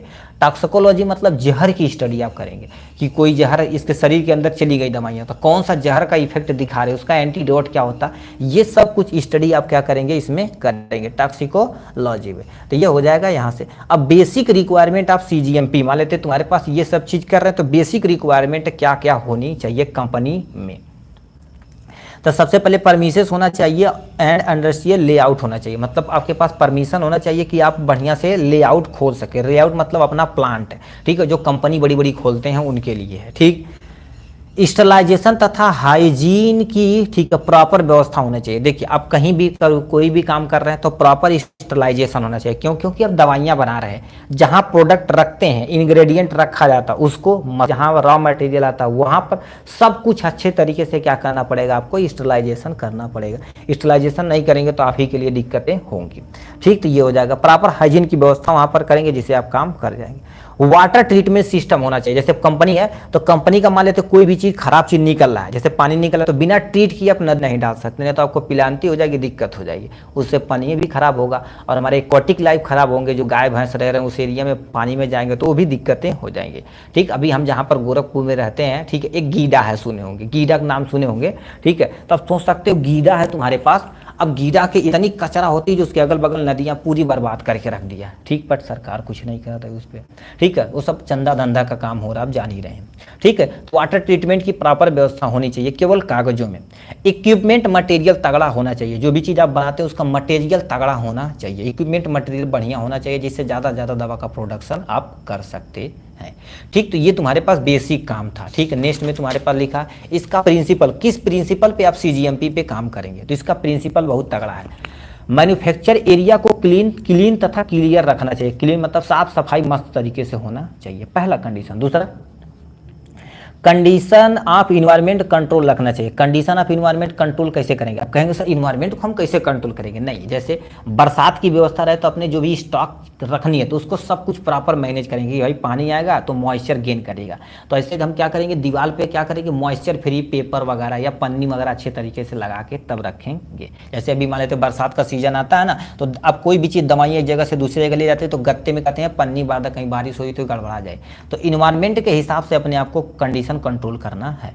फूड एंड ड्रग्स कंटामिनेशन को रोकना है। फूड और ड्रग्स कंटामिनेशन मतलब कुछ ऐसी दवाइयाँ होती हैं जो तुम्हारे पास फूड और तुम्हारे पास ड्रग्स से कंटामिनेट हो, जहर पैदा कर देती है, उसको भी रोकने की जिम्मेदारी सीजीएमपी ही करता है, ठीक। जैसे होती ना, जैसे कहते हैं आपको दवाइयाँ आप ये खा लिए तो ये चीज़ आपके लिए मत खाइएगा, क्यों? क्योंकि उससे वो इंट्रैक्शन करके ख़राब चीज़ बना सकता है, तो इस सबको भी देखा जाता है। तो दवाइयाँ आप देख, अब तो एटलीस्ट नहीं होता है कोई, ठीक है। मैन्युफैक्चर प्रोसेस साफ और क्लीन होना चाहिए। कहीं भी मैन्युफैक्चर, चाहे उसकी मशीन का, चाहे कोई आदमी कोई भी काम कर रहा तो उस पर क्या होना चाहिए, पूरा साफ और क्लीन होना चाहिए, ठीक। नेक्स्ट में तुम्हारे पास क्या लिख रखा, वर्कर की लैंग्वेज क्लियर होनी चाहिए। वर्कर का लैंग्वेज क्लियर होना चाहिए। जैसे मान लेते जो मालिक बोले तो वर्कर भी समझे, वर्कर जो बोले मालिक समझे। बतिया नहीं समझेंगे, बोलना रहेगा पैरासीटामॉल बोल देंगे, कुछ और बना देगा खतरनाक टाइप में प्रोडक्ट, तो दिक्कत हो जाएगी, ठीक। तो ये थोड़ा सा लैंग्वेज क्लियर होना चाहिए।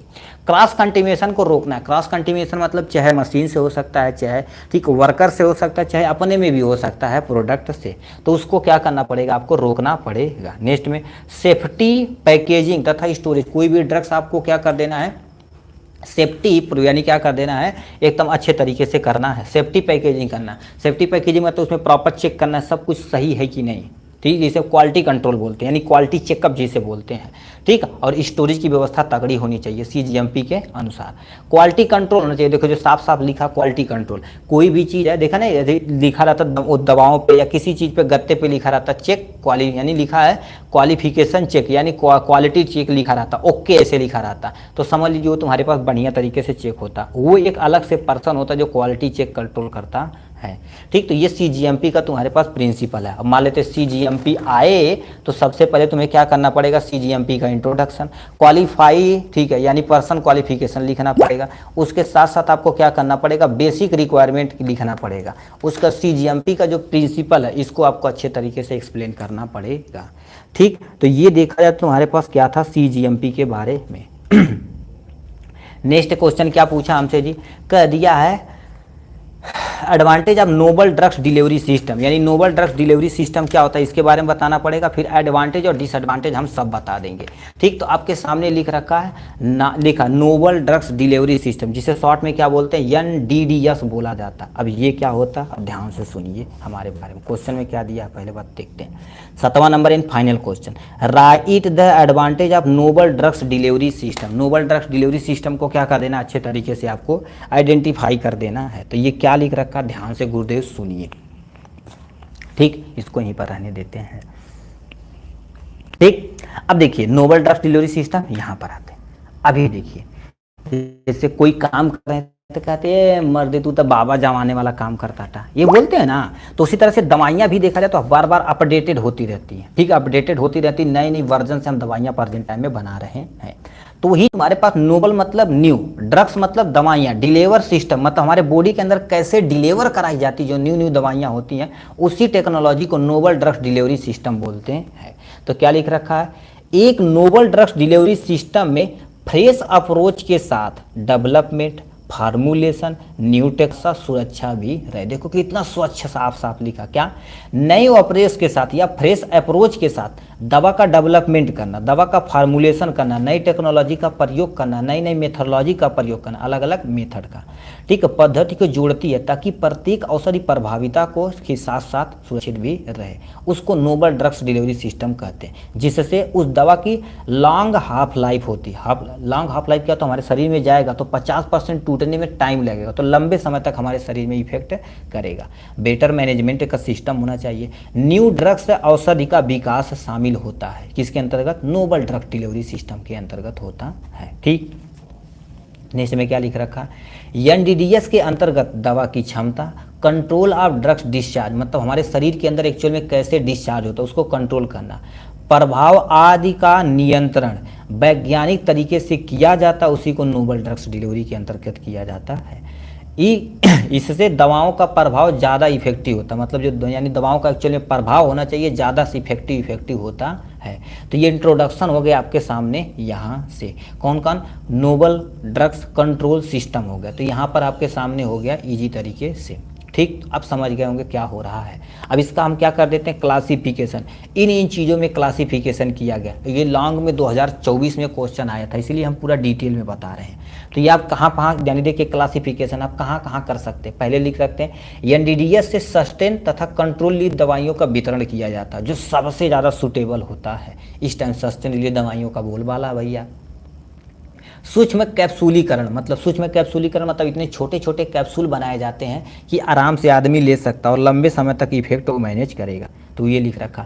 नोबल ड्रग्स डिलीवरी सिस्टम इसी के अंतर्गत आता है। रैपिड एक्शन मतलब कुछ दवाइयाँ ऐसी होती है तुरंत जाते ही शरीर में एक्शन को परफॉर्म कर लेती हैं, जैसे अभी ठीक है, जैसे मेथाइकोबालामीन भी सस्टेन रिलीज। अब तुम सोचो मेथाइकोबालामीन वगैरह इतना एडवांस टाइप में बना दिया गया कि जीभ के नीचे रखते ये क्या हो जाएगा, डिजॉल्व होकर हमारे शरीर में एक्शन करने लगेंगे। तो रैपिड एक्शन पे काम करते हैं। पल्मोनरी ड्रग्स डिलीवरी सिस्टम होता है। पल्मोनरी ड्रग्स डिलीवरी सिस्टम मतलब हमारे लंग्स में डाल दिया जाता है, किसके द्वारा, एयर के द्वारा, ठीक है, ऑक्सीजन के द्वारा, ठीक है, या सांस ले रहे हैं उसके द्वारा। ठीक, नैनो पार्टिकल होते हैं। नैनो पार्टिकल इतने छोटे होते हैं हमारे शरीर में जाके अपना वर्क करते हैं। नेक्स्ट में पेरेंटल कंट्रोल रिलीज प्रणाली। अब पेरेंटल कंट्रोल रिलीज प्रणाली देखा जाए तो इसी में होता है। पेरेंटल मतलब जो इंजेक्शन के रूप में हमारे शरीर में इंटर कराया जाता है। अब नई नई टेक्नोलॉजियाँ से आ रही हैं।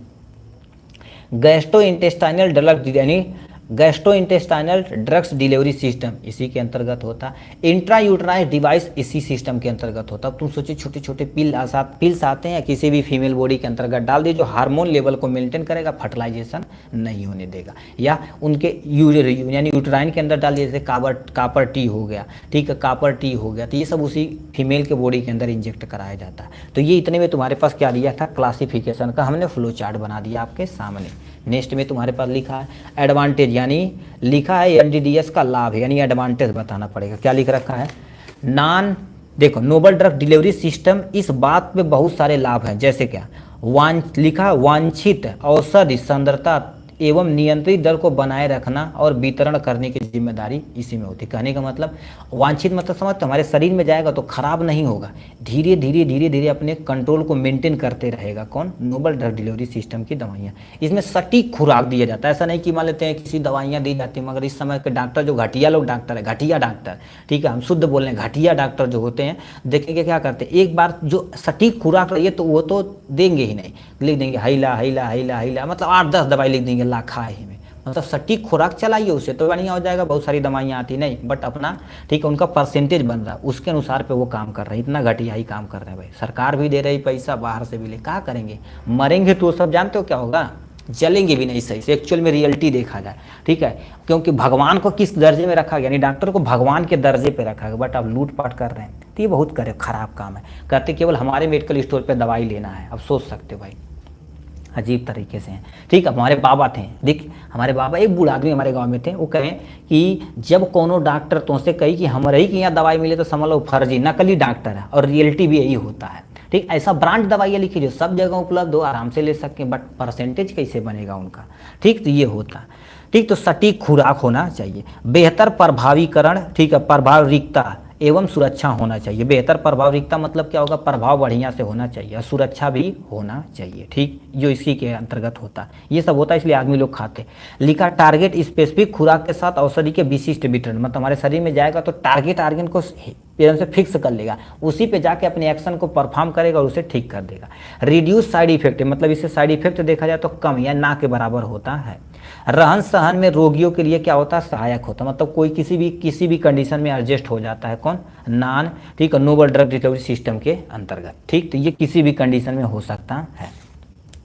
डिसएडवांटेज तुम्हारे पास क्या होता है, ठीक है, डिसएडवांटेज यानी हानियां क्या होती हैं, लिख रखा है निर्माण में ज़्यादा खर्च होता है, मतलब एक्चुअल में देखा जाए तो पैसे, मतलब बनाने में क्या होता है, ज़्यादा खर्च होता है। अब इसको, ठीक है, शिक्षित एडवांस निर्माता तथा यानी का फुल इन्फॉर्मेशन यानी फुल एजुकेशन होना चाहिए, मतलब जो बना रहा वो जो वर्कर है वो थोड़ा सा एजुकेटेड टाइप में होना चाहिए, क्योंकि इसमें सावधानियां बड़ी ज़्यादा बरतनी पड़ती है। ठीक है, पेशेंट एजुकेशन, पेशेंट भी थोड़ा सा एजुकेट होना चाहिए दवा के प्रति। रख रखाव में थोड़ा सा प्रॉब्लम होती है, क्योंकि इसको सटीक कंडीशन वगैरह देंगे तो मेंटेन रहेगा, नहीं तो खराब हो जाएगा। ठीक, लिखा है खुराक खराब होना तो इनकी जिम्मेदारी है, ये होता है इसमें। क्योंकि बनाया जाता तो बहुत सारा स्टेप बाय स्टेप होता, तो इसमें बहुत सारा प्रोसेस में दवाइयाँ खराब हो जाती हैं, तो ये तुम्हारे पास हानियाँ हैं। ठीक, तो इस तरह से देखा जाए तो हमने पूरा डिटेल में कवर अप कर लिया है आपके सामने। पार्ट ए को पूरी तरह से कंप्लीट हमने कर दिया है। ठीक है, ये हो गया एटलीस्ट 1 घंटे में। अभी जब थोड़ा सा तेज़ी से चलेंगे, ठीक है, तेज़ी से चलेंगे जिसने अपना काम हो पाएगा। ठीक है, तो क्या लिख रखा, ध्यान से सुनिए। नेक्स्ट क्वेश्चन क्या पूछा, बोलो पढ़ा बाबू, क्या लिख ले हो। ठीक है, नेक्स्ट में तुम्हारे पास क्या लिख रखा है जी, फार्मास्यूटिकल ऐड क्या होता है, गिव वन एग्जाम्पल, यानी फार्मास्यूटिकल ऐड क्या होता है, इसको पूरा डिटेल में आपको बताना पड़ेगा। देखिए फार्मास्यूटिकल ऐड क्या होता है, जैसे दवाइयों में देखेंगे कुछ चीज़ मिलाया जाता है, कहते हैं कलरिंग एजेंट मिला दिए, फ्लेवरिंग एजेंट मिला दिए, तो ये सबको क्या बोला जाता है, फार्मास्यूटिकल ऐड बोला जाता है, जिसे हम औषधि सहायक बोला जाता है। देखो साफ साफ लिखा, औषधि सहायक होते हैं। ठीक है, क्या होता है, ध्यान से सुनिए। ऐसा तत्व, ठीक, ऐसा तत्व जिनका थेरेपेटिक वैल्यू बहुत कम या बिल्कुल नहीं होती, मतलब दवाओं में मिलाना जरूरी होता है। फार्मास्यूटिकल ऐड देखो, फार्मास्यूटिकल ऐड मतलब समझिए, फार्मास्यूटिकल मतलब दवाइयाँ, एड्स मतलब उसमें, एड्स मतलब बीमारी नहीं, एड्स मतलब उसमें जोड़ना। तो क्या लिख रखा है यहाँ, ध्यान से सुनिए। ऐसा तत्व जिनका थेरेपेटिक वैल्यू बहुत कम या बिल्कुल नहीं है, लेकिन मूल रूप से विभिन्न फार्मास्यूटिकल प्रोडक्ट या संयोजन में उपयोग किए जाते हैं, उनको औषधि सहायक यानी फार्मास्यूटिकल ऐड कहा जाता है। क्या कहते हैं, फार्मास्यूटिकल ऐड कहा जाता है। ठीक, जो सामने दिया गया है यहाँ पर, अब समझे कि नहीं, सिंपल सा क्या होती है, जैसे मान लेते कोई एक दवाई है, ठीक, एक दवाई है मान लेते हैं, तो इसमें हम अलग से कोई ना कोई चीज़ ऐड करेंगे जिसका एक्चुअल में तुम्हारे पास कोई वैल्यू नहीं रहेगी, बट इसकी थेरेपेटिक वैल्यू को थोड़ा इंक्रीज करा देगी, उसी को फार्मास्यूटिकल ऐड बोलते हैं। ठीक, कहने का मतलब क्या होता है, वही समझ जाएंगे फार्मास्यूटिकल ऐड क्या होता है। जैसे फॉर एग्जाम्पल कोई दवा है, मान तो नींद की दवा 0.25 mg की। अब बताओ 0.2 mg मतलब इतनी ही दवाइयाँ होगी, कितना, इतना छोटा। बस उस टैबलेट को हमें बड़ा बनाना कि आराम से आदमी खा सके, तो इतना बड़ा हमें क्या करना पड़ेगा, टैबलेट बनाना पड़ेगा। तो इतना बड़ा जो टैबलेट एक्चुअल में बनाना पड़ेगा, ठीक है, इतना बड़ा टैबलेट बना तो उसमें कोई ना कोई चीज़ ऐड करना पड़ेगा। तो क्या ऐड किया जाता है, फार्मास्यूटिकल ऐड प्रयोग किया जाता है कि इसकी क्वांटिटी को थोड़ा सा क्या कर दे, बढ़ा दे, इसको फार्मास्यूटिकल ऐड बोलते हैं। ठीक है, तो ये हो गया यहाँ से। अब लिख रखा तुम्हारे पास, ये डिफिनेशन हो गई। ठीक है, अब फार्मास्यूटिकल ऐड का एक्चुअल में कार्य क्या होता है, आपको ऐसे सटीक लिखना पड़ेगा। यह दवाओं के अनुपात को बढ़ाने में मदद करता है। अभी बोले दवाओं को देखो, तुम सोचो कितना छोटा था, देखिए कितना छोटा था, इतना बड़ा कर दिया एटलीस्ट, सही है कि नहीं, ये करता है। यह दवा के पीएच मान के खुराक में सहायक होता, मतलब पीएच मान को मेंटेन करता, खुराक में आराम से सहायक होता कि आदमी आराम से इसे ले सके। यह पेशेंट के कॉम्प्लिकेशन को कम करता। कॉम्प्लिकेशन मतलब क्या होता है, जो तुम्हारे पास कॉम्प्लिकेटी होती है उसको कम करता है। अब तो छोटा रहेगा तो आदमी खा ही नहीं पाएगा। यह बायोएबिलिटी को क्या कर देता है, कम करता है। बायोएबिलिटी मतलब हमारे शरीर में जाएगा तो ज़्यादा एब्जॉर्प्शन करने का काम जिम्मेदारी होती है। तो फार्मास्यूटिकल एड्स हो जाएगा, फार्मास्यूटिकल एड के कार हो जाएंगे। इसकी आइडियल प्रॉपर्टी क्या होती है, उसके क्लासिफिकेशन में 1-2 एग्जाम्पल लिख देंगे, बस काम हो जाएगा। Ideal property of pharmaceutical ads. अब ये क्या होता है, सबसे पहले ये नॉन रिएक्टिव होना चाहिए, मतलब जैसे मिला दिए ना तो उसमें जो एक्टिव मिला है तो उस दवा के साथ केमिकल रिएक्शन न करे, ऐसा होना चाहिए। जैसे मतलब ऐसा दोस्त होना चाहिए जो आपकी वैल्यू को बढ़ाए, ठीक है, नहीं आपकी इज्जत की वाट लगा दे, ऐसा नहीं होना चाहिए। तो नॉन रिएक्टिव होना चाहिए, केमिकली स्टेबल होना चाहिए। क्या होना चाहिए, केमिकली स्टेबल होना चाहिए। ठीक, दूसरे तरफ है, यानी जो फार्मास्यूटिकल ऐड मिलाएगा नॉन टॉक्सिक होना चाहिए, मतलब जहरीला नहीं होना चाहिए। ठीक, दवा के लिए संगठन सही होना चाहिए, मतलब दवा के संगठन मतलब दवा के साथ जो फार्मास्यूटिकल ऐड तुम मिला रहे हो उससे थोड़ा सा मिलता जुलता होना चाहिए, नहीं तो बताओ मिलवा जुलवा नहीं करेगा, थोड़ा सा ऑड टाइप में लगेगा, आदमी लेवा नहीं करेगा। तो ऐसा होना चाहिए। इकोनॉमी लेस, कम, यानी तुम्हारे पास पैसा जो होना चाहिए वो कम होना चाहिए, नहीं तो बताओ दवा का ऑलरेडी पैसा लगे, फार्मास्यूटिकल ऐड जो प्रयोग करा उसका भी ज़्यादा पैसा लगेगा तो दवा महंगी हो जाएगी, तो ऐसा नहीं होना चाहिए। ठीक, अब क्लासिफिकेशन में हमने क्या कर दिया, एग्जाम्पल केवल एक आप लिख दीजिएगा, बस काम 2-3 एग्जाम्पल लिख के काम खत्म कर दीजिएगा। यहाँ पर सबसे पहले अंदर बेसिस ऑफ ओरिजिन के आधार पर देखा जाए तो तुम्हारे पास फार्मास्यूटिकल ऐड 3 में कैटेगराइज किया गया, एनिमल सोर्स, मिनरल सोर्स और सिंथेटिक सोर्स होता है। ठीक, एनिमल में या तुम ऐसे भी लिख सकते हो, ठीक है, नेचुरल होता है, आर्टिफिशियल, नेचुरल में 2 आ जाता है तुम्हारे पास, यानी एनिमल हो जाएगा और मिनरल हो जाएगा। ठीक, और सिंथेटिक जो लैब में किया जाता है। तो इसका एग्जांपल देखिए, क्या एनिमल सोर्स में तुम्हारे पास लैक्टोज आता है, जो किससे मिलता है, आपका लैक्टोज दूध से मिलता है। वीवैक्स जो हनी से मिलता है, जिलेटिन जो तुम्हारे पास शुगर की चर्बी वगैरह से मिलती है। ठीक, तो इन सबसे एनिमल तुम्हारे पास ये जो तुम्हारे फार्मास्यूटिकल ऐड हो जाएंगे। एनिमल मिनरल सोर्स में देखा जाए तो कैल्शियम हो गया, फास्फेट होगा, कोयलिन हो गया, पैराफिन हो गया, ये सभी इसका उपयोग किया जाता है। सिंथेटिक सोर्स में देखा जाए तो हमारे पास बोरिक एसिड हो गया, लैक्टिक एसिड हो गया, प्रोवेडीन हो गया, ये सब देखा जाए तो अंतर्गत आते हैं जो फार्मास्यूटिकल ऐड की तरह काम करते हैं। तो हमने क्या कर दिया, आपको डिफिनेशन बता दिया, आइडियल प्रॉपर्टी थोड़ा सा बता दिया है, उसके बाद क्या कार्य होता है और 1-2 एग्जाम्पल बता दिए, अपना काम हो जाएगा। ठीक, तो इतना जिस तरह से क्वेश्चन पूछे उसी तरह से क्वेश्चन को अटेम्प्ट किया जाता है। घुमा फिरा के ज़्यादा प्लीज आप न लिखेंगे तो ज़्यादा सूटेबल रहेगा। ठीक, अब ये होगा फार्मास्यूटिकल ऐड। नेक्स्ट में तुम्हारे पास डिफाइन प्रिजर्वेटिव क्या होता है, गिव सूटेबल एग्जाम्पल, मतलब सबसे पहले बताना पड़ेगा प्रिजर्वेटिव होता क्या है, और 1-2 तुम्हें पास क्या करना पड़ेगा, एग्जाम्पल अच्छे तरीके से लिखना पड़ेगा। अब प्रिजर्वेटिव क्या होता है गुरुदेव, इनके बारे में आपको बताना पड़ेगा। देखिए प्रिजर्वेटिव क्या होता है, कैसे होता है, इसको पूरा डिटेल में बताना पड़ेगा। भाई कहाँ चला गया जी, पीछे से था। हम तो तेरे आशिक हैं सदियों पुराने माने। 65, रुक जाओ, वेट करना ब्रदर्स, ठीक है, इसी में थोड़ा सा घमलजा हो गई बहू।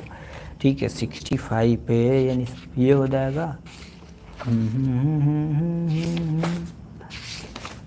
ठीक है, तो ये तुम्हारे पास क्या था, प्रिजर्वेटिव, कोई टेंशन नहीं, सामने दिया गया तुम्हारे पास प्रिजर्वेटिव। अब देखिए ये सामने तुम्हारे पास प्रिजर्वेटिव दिया गया, प्रिजर्वेटिव मतलब क्या होता है, अब समझिए क्या होता है प्रिजर्वेटिव। अब इसको तुम साइड में भी रखो, हमारी भाषा में समझिए, अपनी मम्मी वाला भाषा समझिए। देखिए क्या होता है, आपके घर में अचार बनाया जाता होगा, ठीक, अचार बनाया जाता है तो इसमें क्या मिलाया जाता है, सब कुछ मसाला वसाला मिला के मेंटेन किया जाता है, बट इसमें तेल की मात्रा और प्लस में तुम्हारे पास साल्ट यानी नमक की मात्रा को ज़्यादा कर दिया जाता है। ऐसा क्यों होता है, नमक की मात्रा यदि ज़्यादा रहेगा तो इसमें होने वाला बैक्टीरियल ग्रोथ को तुरंत मार देगा। क्यों, क्योंकि साल्ट की प्रॉपर्टी क्या होती है, यहाँ पर कोई ठीक है, ऑर्गेनिज्म है, तो इसके अंदर से पानी खींच लेगा, बैक्टीरिया के अंदर से पानी खींच लिया तो बैक्टीरिया मर जाएगा, तो ग्रोथ नहीं कर पाएगा। तो ये बताओ इसको एक रक्षक काम कर रहा, क्या कर रहा, रक्षक काम कर रहा। तो ये बताओ किसको, यानी किसको रक्षा कर रहा, तुम्हारे पास अचार को रक्षक कर रहा। तो उसी तरह से दवाइयाँ भी क्या कर देती हैं, खराब ना हो तो उसमें कोई ना कोई चीज़ सब्सटेंस मिलाया जाता है, उसको हम प्रिजर्वेटिव कहते हैं। ठीक, तो क्या लिखा, प्रिजर्वेटिव ऐसा सब्सटेंस होता है जो फूड, ठीक है, फूड हो गया, फार्मास्यूटिकल प्रोडक्ट हो गया, बायोलॉजिकल सैंपल आदि को बैक्टीरिया कामा ईस्ट कामा फंजाई आदि से सुरक्षा, ठीक है, सुरक्षा में यानी सुरक्षा के लिए मिलाए जाते हैं, एक्चुअल में लिए होना चाहिए, के लिए मिलाया जाता है, उसी को हम क्या बोलते हैं, प्रिजर्वेटिव बोलते हैं। अब कुछ समझे कि नहीं प्रिजर्वेटिव किसे कहते हैं। प्रिजर्वेटिव सिंपल से एक ऐसा पदार्थ होता है जो हमारे प्रोडक्ट को किससे बचाता है, माइक्रो ऑर्गेनिज्म से बचाता है, चाहे वो बैक्टीरिया हो, चाहे ईस्ट हो, चाहे फंजाई हो, इन सब से बचाता है, तो उसी को हम प्रिजर्वेटिव कहते हैं। ठीक, ये हम मुख्यतः फूड एंड फार्मास्यूटिकल प्रोडक्ट की लाइफ को बढ़ाने का काम करता है। बताओ अचार यदि खराब हो जाएगा, बैक्टीरियल ग्रोथ होगा तो एक दो दिन में, मतलब हफ्ता 10 दिन के अंदर पूरा खराब, महीने दिन के बाद खराब होगा, बट खराब हो जाएगा। ठीक, दूसरे दवाइयाँ भी तुम्हारे पास होती है, जो फूड आइटम होते हैं, फार्मास्यूटिकल प्रोडक्ट, उनकी लाइफ बढ़ाने के लिए हम क्या कर देते हैं, उसमें प्रिजर्वेटिव ऐड करते हैं।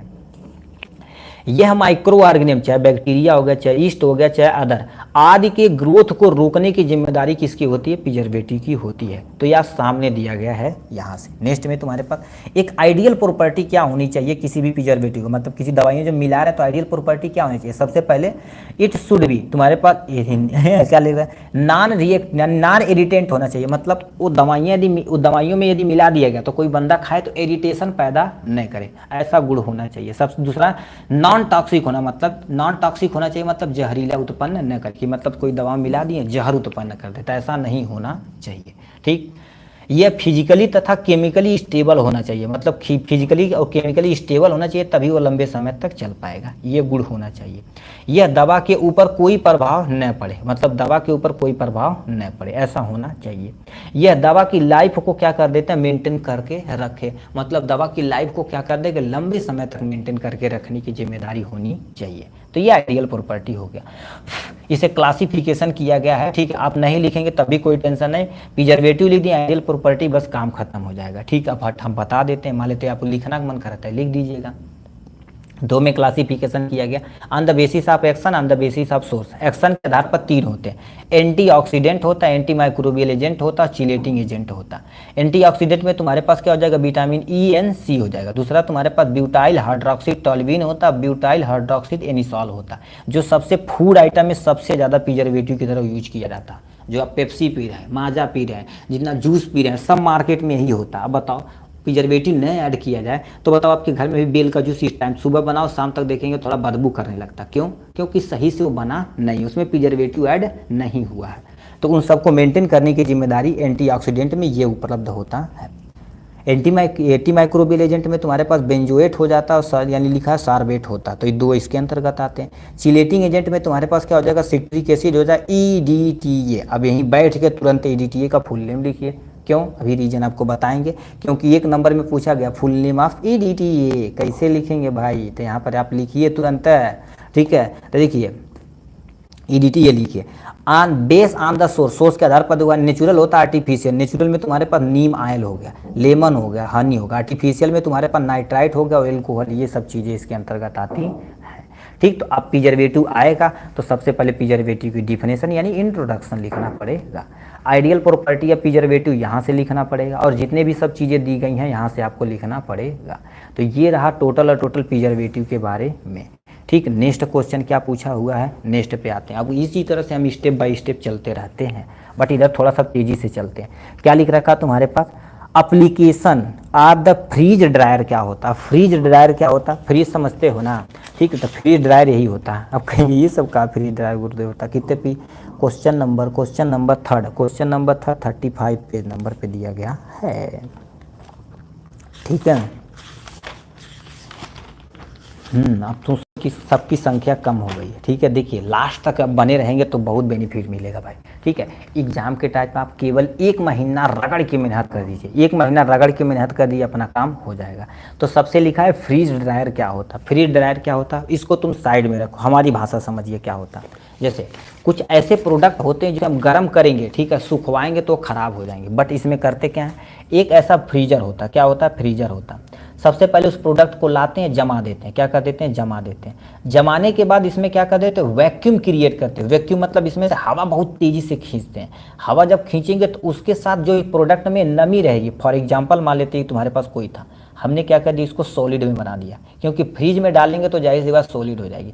अब इसमें हवा निकालेंगे, हवा जो भी रहेगा हवा निकालेंगे, जब हवा निकालेंगे तो उस एरिया को वैक्यूम बोला जाता है। जब हवा निकलेगा तो उसके साथ साथ क्या निकलेगी, नमी निकलेगी। तो ये बताओ हमारा प्रोडक्ट धीरे धीरे क्या हो जाएगा, सूख जाएगा। तो ये बताओ फ्रीज में सुखाया गया, यानी फ्रीज में ड्रायर किया गया, इसलिए जब फ्रीजिंग यानी फ्रीज ड्राइंग बोलते हैं। क्या बोलते हैं, फ्रीज ड्राइंग बोलते हैं। तो क्या लिख रखा है, फ्रीज ड्राइंग एक ऐसा मशीन है, ठीक है, मशीन है जो किसी पदार्थ कामा दवा कामा फूड कामा वैक्सीन ईटीसी को पहले फ्रीज जमा देती है। क्या कर देती है, देखो सबसे पहले हम चाहे फूड लिए, चाहे ड्रग्स लिए, चाहे वैक्सीन कुछ भी लिए, फ्रीज क्या कर देती है, सबसे पहले जमा देती है।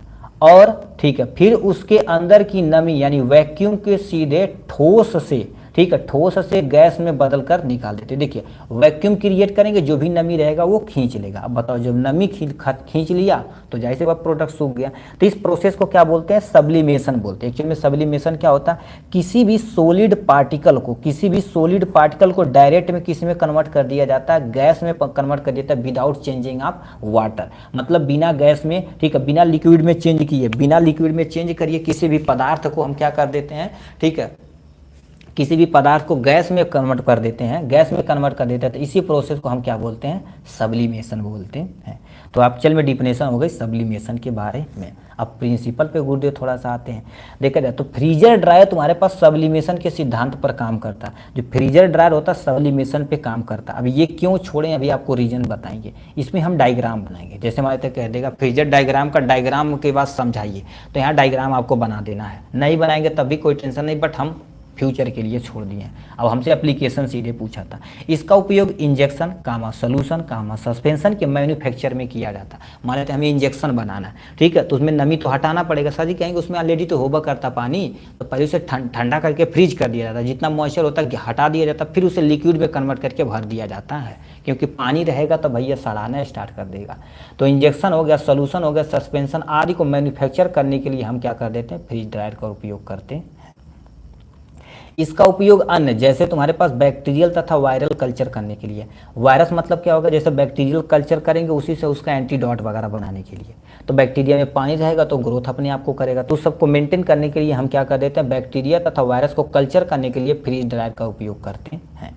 ह्यूमन टिश्यू से नया एक ऑर्गेनिज्म बनाना पड़ेगा, या ह्यूमन टिश्यू से कोई ऑर्गेन बनाना पड़ेगा, या ह्यूमन टिश्यू को डेवलप करने के लिए एक्सपेरिमेंट पर्पज के लिए हम क्या कर देते हैं, ग्रोथ करने के लिए हम फ्रीज ड्रायर का उपयोग करते हैं। बहुत सारे जो एंटीबायोटिक होते हैं और प्लांट एक्सट्रैक्ट होते हैं, उन सबको हम क्या कर देते हैं, इसी विधि से निकाला जाता है। प्लांट एक्सट्रैक्ट मतलब जैसे हम क्या कर दिए, कोई जड़ी बूटी बनाना, तो पेड़ का पार्ट लाएंगे, उसे सुखवा लेंगे। एक्चुअल में सुखवाएंगे मतलब इसी विधि से सुखवाएंगे, ठीक, क्योंकि वो हीट कुछ ऐसे होते हैं जो हीट के प्रति सेंसिटिव होते हैं, ठीक है। तो इस विधि से हम क्या कर देंगे, सुखा देंगे, चूरन बना के जो चाहिए वो बना देंगे इजीली, ठीक। तो ये फ्रीज ड्रायर के बारे में दिया गया है। नेक्स्ट में तुम्हारे पास क्या दिया है, नेक्स्ट क्वेश्चन तुम्हारे पास पूछा है इमल्सन क्या होता है। क्वेश्चन में क्या दिया गया है, कहाँ चला गया, इमल्सन।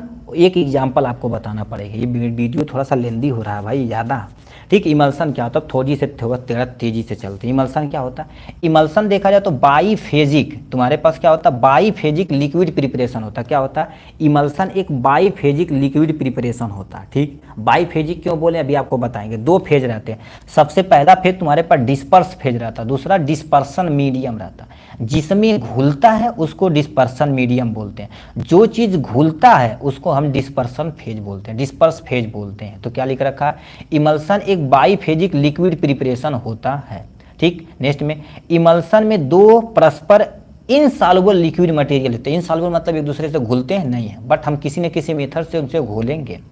यह कोलाइडल मिक्सचर होते हैं। क्या होते हैं, कोलाइडल मिक्सचर ऐसे होते हैं, दो इनसॉल्युबल होते हैं, बट उन्हें किसी तरह से हमें घोल देते हैं कुछ समय के लिए, दवाएं जैसे होती है, ठीक। तो उसको क्या बोला जाता है, हम इमल्सन बोलते हैं। तो इमल्सन दो तरह के होते हैं, सबसे ऑयल इन वाटर और वाटर इन ऑयल होता है। अब कहेंगे ये गुड्डू का उल्टा सीधा तो निकले आता है, नहीं होता भाई, दो टाइप का होता है। दो टाइप का होता है, ऑयल इन वाटर। यही चीज़ बेसिक चीज़ें आप देखनी है भाई। देखिए पढ़ने के लिए तो भाई सब कुछ पढ़ रहे हैं, ठीक, बेसिक चीज़ें लिखनी है जिसे टीचर समझे, हाँ लिख ले बा हो एक नंबरदार चाप के, ठीक है, ये होना चाहिए। देखिए बकवास वाली चीज़ें हम नहीं लिखते, जो भी चीज़ यहाँ लिखा जाता है एकदम सटीक तरीके से लिखा जाता है। टाइम लगेगा बट हर एक कॉन्सेप्ट पूरी तरह से क्लियर करके यहाँ लिखा जाता है, ठीक। तो ये तुम्हारे पास लिखा गया है, क्या बोल दिए हैं जी, ठीक, ऑयल इन वाटर और वाटर इन ऑयल में दिया जाता है, ठीक। नेक्स्ट में तुम्हारे पास लिखा क्या होगा, अब ऑयल इन वाटर मतलब क्या होता है, तेल में, ठीक, बूंद यानी तेल की बूंद पानी में फैली होती, मतलब सबसे पहले पानी लेंगे उसमें तेल डालेंगे तो तुम्हारे पास ऑयल इन वाटर हो जाएगा। दूसरा, ठीक, एग्जाम्पल मिल्क हो गया और मैसेरेशन। देखा जाए मिल्क में पानी होता है, ठीक है, मिल्क में ऑलरेडी पानी होगा करता, फेस क्रीम पे यही प्रयोग किया जाता है। वाटर इन ऑयल क्या होता है, पानी की बूंद तेल में फैली होती जिसे हम क्या होता है वाटर इन ऑयल बोलते हैं। इसका एग्जाम्पल बटर हो जाएगा तुम्हारे पास और हनी अल्टमेंट हो जाएगा जो इसके एग्जाम्पल पे दिया गया है। तो ये हो गया इमल्सन। इसका फायदा और नुकसान बता देते हैं। इसका फायदा क्या होता है, ऑयल का जो अप्रिय स्वाद छिपाने के लिए, मतलब कुछ ऐसे ऑयल होते हैं जो थोड़ा सा स्वाद बहुत कड़वाहट होती है तो उसको छिपाने के लिए हम इमल्सन का प्रयोग करते हैं। दो अलग अलग पदार्थ को आसानी से मिलाया जा सकता है with the help of emulsion, ठीक। ये सॉलिड फेज को यानी सॉलिड फेज की तुलना में देखा जाए तो अधिक तेजी से एब्जॉर्प्शन होते हैं। मतलब सॉलिड यदि हमारे शरीर में जाएगा तो पहले डिजॉल्व होगा तब एब्जॉर्ब होगा ना, बट इमल्सन देखा जाए तो हमारे शरीर में जाते ही तुरंत एब्जॉर्ब होने लगता है, ठीक। इसीलिए देखेंगे किसी चीज़ को खराब कोई रहता तो लिक्विड फेज में भोजन दिया जाता है। और इसका नुकसान क्या होता है, यह तुम्हारे पास इसमें अधिक तकनीक सुविधा की जरूरत होती तब इमल्सन बनता है। डोजेज की इसमें क्या होती है, कमी होती, मतलब कईयों डोजेज जब बनाएंगे तब एक सूटेबल डोजेज बनेगा, ठीक है। तो इमल्सन एग्जैक्ट डोजेज आप नहीं खाते, जैसे टैबलेट हो गया उठाए 500 mg खा लिए, अभी मान लेते आपको ढक्कन में लिया तो कहीं बोले 5 ml, तो कहीं 5 ml खाएंगे, कहीं 4 ml, कहीं 6 ml, कहीं 10 ml, ये सब दिक्कतें हो सकती है, या ढक्कन में ही लगी रह जाएगी तो उससे थोड़ा सा डोजेज की कमी होती है, डोजेज फॉर्म में कमियाँ आ जाती हैं, ठीक। नेक्स्ट में क्या तुम्हारे पास लिख दिया है, ड्राई पाउडर फॉर रिकॉन्स्टिट्यूशन लिखा रखा है, रिकॉन्स्टिट्यूएंट लिखा है, ठीक है, मतलब पुनः निर्माण क्या लिया है जी, ठीक है, कह दिया है write a note on the dry powder for the reconstituent लिखा। अब रिकॉन्स्टिट्यूएंट क्या होता है,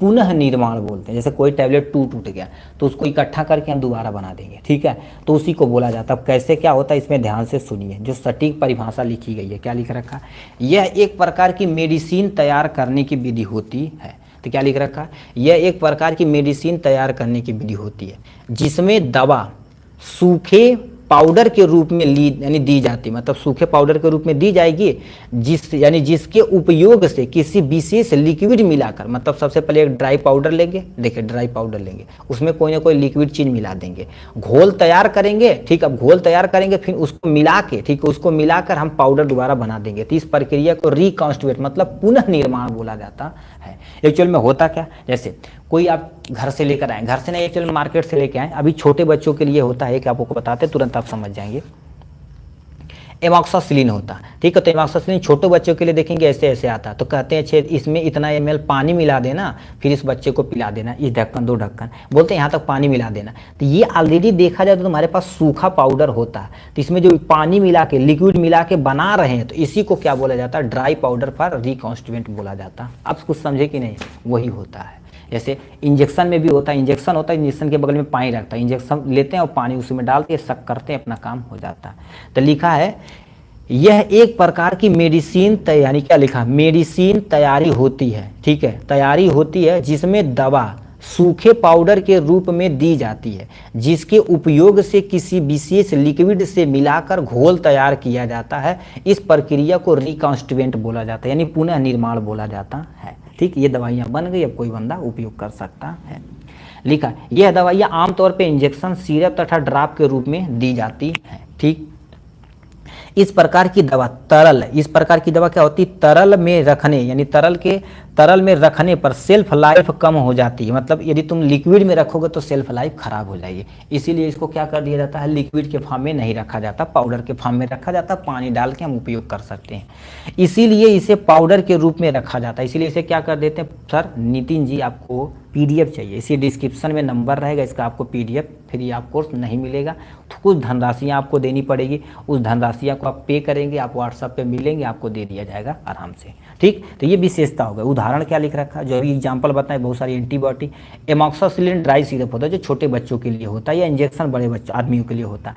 इंजेक्टेबल ड्रग जो तुम्हारे पास सेफ्रोक्सिन, ठीक है, सेफ्रोक्सिन इंजेक्शन होता है, वैक्सीन होता है, ऐसे बहुत सारी दवाइयाँ होती हैं। ठीक, आपके सामने दिया गया है।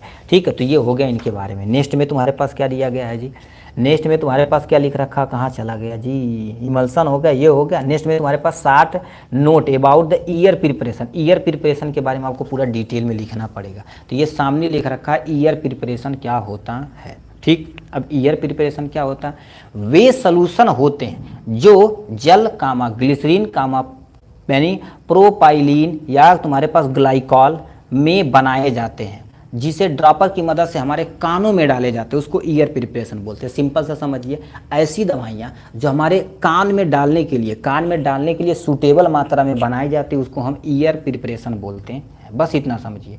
ईयर, ये तुम्हारे पास क्या लिख रखा, ईयर प्रिपरेशन का उपयोग ईयर ड्रॉप के रूप में, ईयर मतलब कान को साफ, कान में इन्फेक्शन आदि से बचाने के लिए, जैसे कान को साफ करना तो हम ईयर ड्रॉप का प्रयोग करेंगे। कान में इन्फेक्शन हो गया तो उसको साफ सफाई रखने के लिए, मेंटेन रखने के लिए ईयर प्रिपरेशन का प्रयोग करेंगे। तो ये सब चीज़ का हम प्रयोग करेंगे जो सामने दिया गया है। ठीक, तो आप समझ गए होंगे एक्चुअल में ईयर प्रिपरेशन कैसे क्या होता है। अब नेक्स्ट में तुम्हारे पास प्रिपरेशन कैसे, अब डिपेंड करता है किस टाइप का आप क्या कर रहे हैं, प्रिपरेशन बना रहे हैं। जैसे मान लेते हैं कोई सोडियम बाइकार्बोनेट ईयर ड्रॉप का प्रिपरेशन बना रहे हैं, तो सबसे पहले क्या चाहिए आपको इंग्रेडिएंट, सोडियम बाइकार्बोनेट चाहिए, जो कितना ग्राम चाहिए, 5 ग्राम। अब डिपेंड करता है कैसा चूम बना रहे हैं, हम यहाँ 100 ग्राम बना रहे हैं या 100 ml बना रहे हैं। फिर ग्लिसरीन लेंगे जो 30 ml रहेगा, प्यूरीफाई वाटर लेंगे, इसको सबको मिक्स करेंगे, आपका प्रिपरेशन हो जाएगा। ठीक है, प्यूरीफाई वाटर होना चाहिए। मान लेते तुम्हारे पास एल्युमिनियम एसीटेट सोल्यूशन तुम बना रहे हो, किसके लिए, ईयर ड्रॉप के लिए। ठीक है, ईयर ड्रॉप के लिए तो क्या करेंगे, सबसे पहले देखिए एल्युमिनियम सल्फेट लेंगे, कितना, अब यहाँ पर हम 1000 ml की बात कर रहे हैं, तो सबसे पहले क्या करेंगे, एल्युमिनियम सल्फेट लेंगे, कितना, 225 ग्राम। उसके बाद कैल्शियम कार्बोनेट लेंगे 100 ग्राम। उसके बाद तुम्हारे पास लिखा है टार्टेरिक एसिड लेंगे तुम्हारे पास 45 ग्राम। और तुम्हारे पास क्या होगा, ग्लाइसिक एसिड, तुम्हारे पास एसिटिक एसिड तुम्हारे पास 82.5 ml लिया जाएगा। उसका प्यूरीफाई वाटर करके 1000 ml तैयार कर देंगे, बना से आपका 1000 ml तैयार हो चुका है ईयर प्रिपरेशन। तो ईयर प्रिपरेशन आएगा तो सबसे पहले इंट्रोडक्शन लिखना पड़ेगा, प्रिपरेशन 2, ये करना चाहो तो ये लिख सकते हो, ये करना चाहे तो ये लिख सकते हो। ठीक, जब कहेगा aluminium acetate solution year drop के लिए बनाए तो ये वाला मेथड आपको फॉलो करना है। ठीक, नेक्स्ट तुम्हारे पास 7th नंबर क्वेश्चन क्या पूछा हुआ है, 7th नंबर क्या क्वेश्चन पूछा गया है, यहाँ से कंपोजिशन ऑफ इफरवेंट पाउडर, इफरवेंट पाउडर लिखा है, इफरवेंसेंट पाउडर। इफरवेंस पाउडर जैसे क्या होता है, जैसे कुछ चीज़ ऐसे होते हैं जो तुम मिलाओगे, किसमें मिलाओगे भाई, पानी मिलाओगे तो झाग बनेगा, देखेंगे ऐसे झाग बनता, तो उसी को क्या बोला जाता है, इफरवेंस पाउडर बोला जाता है। तो एक्चुअल में होता क्या, ऐसे पाउडर जो पानी में डालने पर झाग उत्पन्न करते हैं इनफरवेसेंट पाउडर कहलाते हैं। क्या कहलाते हैं, इनफरवेसेंट पाउडर कहलाते हैं, जो सामने दिया गया है। यह पाउडर एसिड एवं सोडियम बाइकार्बोनेट के मिक्सचर के साथ एक्टिव तथा इनएक्टिव इंग्रेडिएंट से बने होते हैं। क्या होते हैं, एक्टिव तथा इनएक्टिव इंग्रेडिएंट से बने होते हैं। ठीक, नेक्स्ट में क्या लिखा, यह जल में घुलकर कार्बन डाइऑक्साइड गैस बनाते हैं। मतलब ये जल में यदि घोला जाएगा ना, एक्चुअल में जल में जब तुम घोलोगे तो एक्टिव इंग्रेडिएंट के रूप में कार्बन डाइऑक्साइड निकालेंगे, बुलबुले के रूप में निकलेगा, वही एक्चुअल में क्या बनाएगा बाबू, झाग बनाएगा। ठीक, तो इसको क्या बोलते हैं, इन्फ्लुएंस पाउडर बोलते हैं। इसका उपयोग कहाँ कहाँ करते हैं, ध्यान से सुनिए। इसका उपयोग ड्रग्स तथा सप्लीमेंट को फास्ट डिजॉल्व होने के लिए, शरीर में तेजी से असर दिखाने के लिए प्रयोग किया जाता है। जैसे कोई दवा है, बहुत तेजी काम करवाना है तो उसमें हम ये मिला देंगे, ये पाउडर का उपयोग करेंगे तो ये क्या करेगा, क्योंकि झाग बनाएगा तो इसके बुलबुले के रूप में कार्बन डाइऑक्साइड निकलेगा तो हमारे शरीर में बहुत तेजी से काम करेगा। तो ये लिखा ड्रग्स एंड तुम्हारे पास फूड सप्लीमेंट या ड्रग्स सप्लीमेंट यहाँ लिख देते हैं। ठीक है, ड्रग्स सप्लीमेंट को फास्ट डिजॉल्व होने और शरीर में तेजी से असर दिखाने के लिए हम इसका उपयोग करते हैं। स्टमक एसिड को ट्रीटमेंट करने के लिए हम करते हैं, जैसे प्रेजेंट टाइम में इनो का प्रयोग करते हैं। ठीक है, इनो का प्रयोग करते हैं ना, तो इनो मंगेश गुप्ता जी हाय, ठीक है, अभी आप आ रहे हैं। ठीक है, ये तुम्हारे पास जैसे किसी इनो देखेंगे, इनो गिलास में लिया तो देखेंगे झाग बनाता, वो हमारे ज़्यादा 6 सेकंड के अंदर काम कर देता, देखेंगे प्रचार उचार में आता है। पेय पदार्थ पर जैसे हमारे मार्केट में आता है कोल्ड ड्रिंक आता है, ठीक, सोडा आता, तो ये सब जितने भी तुम्हारे पास होते हैं इन्फ्लुएंस यानी इन्फ्लुएसेंट पाउडर के द्वारा ही बनाए जाते हैं। तो ये आपके सामने हो गया यहाँ से। नेक्स्ट क्वेश्चन क्या पूछा बाबू, नेक्स्ट क्वेश्चन क्या दिया है जी, व्हाट डू लिखा, what do mean by the sterilization formulation और गिव एग्जांपल, कोई एग्जांपल देना पड़ेगा। तो ये लिख रखा सामने, स्टरलाइजेशन फार्मूलेशन क्या होता है। गुड इवनिंग ब्रदर्स, लेक्चर खत्म होने वाला है, आप क्यों लेट आ रहे हैं, ठीक है। तो स्टरलाइजेशन यानी फार्मूलेशन क्या होता है समझिए। स्टरलाइजेशन अब समझते कहते हैं ये एरिया स्टरलाइज है, मतलब कोई भी माइक्रो ऑर्गेनिज्म नहीं है। तो लिखा है यह एक ऐसा ड्रग्स मैन्युफैक्चर प्रक्रिया है, ठीक, जिसमें किसी भी प्रकार के माइक्रो ऑर्गेनिज्म प्रोडक्ट की प्रेजेंस नहीं होती। कहने का मतलब जो भी चीज़ बनाएगा उसमें 0.000% देखा जाए तो माइक्रो ऑर्गेनिज्म नहीं होते। क्यों? क्योंकि यदि 0% रहेंगे, 1-2%, तो हम मान लेते इंजेक्शन यहाँ लगा दिए, तो इंजेक्शन हमारे पास जाएंगे ब्लड में, ब्लड को इन्फेक्शन करेंगे, आदमी ऑलरेडी बीमार पड़ जाएगा। तो क्या लिख रखा है, यह एक ऐसे ड्रग्स मैन्युफैक्चर प्रक्रिया है जिसमें किसी भी प्रकार के माइक्रो ऑर्गेनिज्म प्रोडक्ट में प्रेजेंस नहीं होते हैं, उसीलिए स्टरलाइजेशन प्रयोग कराते हैं। ठीक है, पर डे क्लास चलती भाई। यदि आप ग्रुप ज्वाइन करेंगे, टॉपर बैच आप ज्वाइन कर लेंगे, तो आपको नोटिस भेज दिया जाएगा कि एक्चुअल में कैसे करना है, ठीक। और यूट्यूब पे भी भेज दिया जाता है, विशाल जी फार्माकोग्नोसी का क्लास नहीं मिल रही है, डी फार्मा फर्स्ट ईयर 2024। ये देखा जाए तो फार्माकोग्नोसी की क्लास देखा जाए तो एक ही बार में या संडे वनडे हम एटलीस्ट करा देंगे, ठीक है। ये देखा जाए थोड़ा सा कन्फ्यूजिंग, तो हम 2024 और 2023 का एक ही बार में अच्छे तरीके से पेपर सोल्यूशन कराएंगे इस तरह से, ठीक है। इसीलिए हम उसे अभी बैकवर्ड में रखे हुए हैं। तो आप सब कुछ तैयारी करिए, क्योंकि उसमें जो क्रूड ड्रग्स है थोड़ा सा नाम लेने में थोड़ा सा दिक्कत होती है लोगों को, तो हम उसकी दिक्कत को समझते हैं। हम भी डी फार्मा कर लिए थे, हम समझते हैं उसकी बात को, ठीक है। तो उसको हम अलग से अभी साइड में रखते हैं। उसकी दवा को हम अभी टेबल एक बना रहे हैं, ठीक है, एक टेबल बना रहे हैं, तो उस चार्ट को हम अच्छे तरीके से मेंशन करेंगे, ठीक। उसके बाद आप चुटकियों बना देंगे, कोई भी दिक्कत नहीं होगी। पहला डिफिनेशन, इसका उपयोग मुख्यतः इंजेक्शन, ईयर ड्रॉप, ईयर तुम्हारे पास ईयर ड्रॉप, आई ड्रॉप, ETC में प्रयोग किया जाता है। क्यों? क्योंकि इंजेक्शन में ऐसा होना चाहिए जो 1% माइक्रो ऑर्गेनिज्म नहीं होना चाहिए। ईयर ड्रॉप भी ऐसा होना चाहिए, थोड़ा बहुत रहेगा तो दिक्कत नहीं हो, बट आई में तनको नहीं होना चाहिए, ठीक। अब नेक्स्ट में तुम्हारे पास लिखा है स्टरलाइजेशन फार्मूलेशन के लिए आवश्यक पदार्थ। सबसे पहले तुम्हारे पास स्टेबिलिटी होना चाहिए। स्टेबिलिटी मतलब उसे लंबे समय तक स्टेबल बना के रखना चाहिए, ऐसा चीज़ होना चाहिए। नेक्स्ट में तुम्हारे पास स्टरलिटी होनी चाहिए, मतलब वो प्रोडक्ट पूरी तरह से स्टरलाइज होना चाहिए, नहीं तो दिक्कत कर देगा। नेक्स्ट में तुम्हारे पास फ्री फ्रॉम पैथोजन, मतलब उसमें कोई भी तरह का पैथोजन नहीं होना चाहिए, ठीक। उसके बाद क्या दे रखा, केमिकल प्योरिटी होनी चाहिए। जो भी प्रयोग कर रहे हैं केमिकल, इसमें आप पूरी तरह से प्योर होना चाहिए, ठीक है। ये चीज़ नहीं तो आँखों पहिया फोड़ देगा तो दिक्कत हो जाएगी, ठीक। अभी हमारे एरिया में एक डॉक्टर थे, ठीक है, बता नहीं सकते, डॉक्टर थे आँख वाले, ठीक है। तो वो क्या कर दिए थे, ऑपरेशन किए थे वो आँख का, ठीक है, क्या बोलते हैं, मोतियाबिंद का, नहीं, गर्मी ठंडी से जब स्टार्ट होती या ख़त्म होती तब लोगों को करते हैं, ठीक है। तो उसमें किए थे, तो वो जो लेंस प्रयोग किए थे, तो सोचो 11 लोगों का कुछ हद तक पता नहीं चला कि मतलब जो रोशनी थी वो गायब हो गई, ठीक है। धरना प्रदर्शन दे दिया, DIY सब बंद करवा दिया हॉस्पिटल, ठीक है। तो एक्चुअल में हुआ क्या था, जो कंपनियां दे रही थी लेंस वही कहीं ख़राब कर दी थी, ठीक है। एक्चुअल में डॉक्टर क्या करेंगे, वही लेंस तो लगाएंगे, वही ख़राब कर दी थी, तो ब्लेम उस पर गया। फिर आया, फिर उनका दोबारा रीऑपरेशन किया गया, नहीं करवा उनको पैसा दिया गया, ठीक है। तो इसी तरह से तुम्हारे पास केमिकल प्योरिटी नहीं रही तो आँखियों के फूट जाएगी भाई, दिक्कत हो जाएगी। अब इसका एग्जाम्पल देखा जाए तो इंजेक्शन, जो हमारे पे स्टेरॉइड फार्मूलेशन का एग्जाम्पल है, आई ड्रॉप यानी जो आई ड्रॉप होता है इसका एग्जाम्पल है, IV फ्लूइड जो तुम्हारे पास सब इसका एग्जाम्पल दिया गया है, ठीक। नेक्स्ट में तुम्हारे पास क्या लिख रखा है, क्वालिटी एश्योरेंस हमसे पूछा हुआ है। अब क्वालिटी एश्योरेंस क्या होता है, देखिए क्वेश्चन में क्या पूछा, व्हाट इज क्वालिटी एश्योरेंस से क्या होता है, इसको अच्छे तरीके से बताते हैं। क्वालिटी एश्योरेंस गुरुदेव क्या होता है इसके बारे में बताते हैं। जैसे कोई दवाइयाँ बनती, कहते यार घटिया क्वालिटी तू तो बना देला, ठीक, ये होता।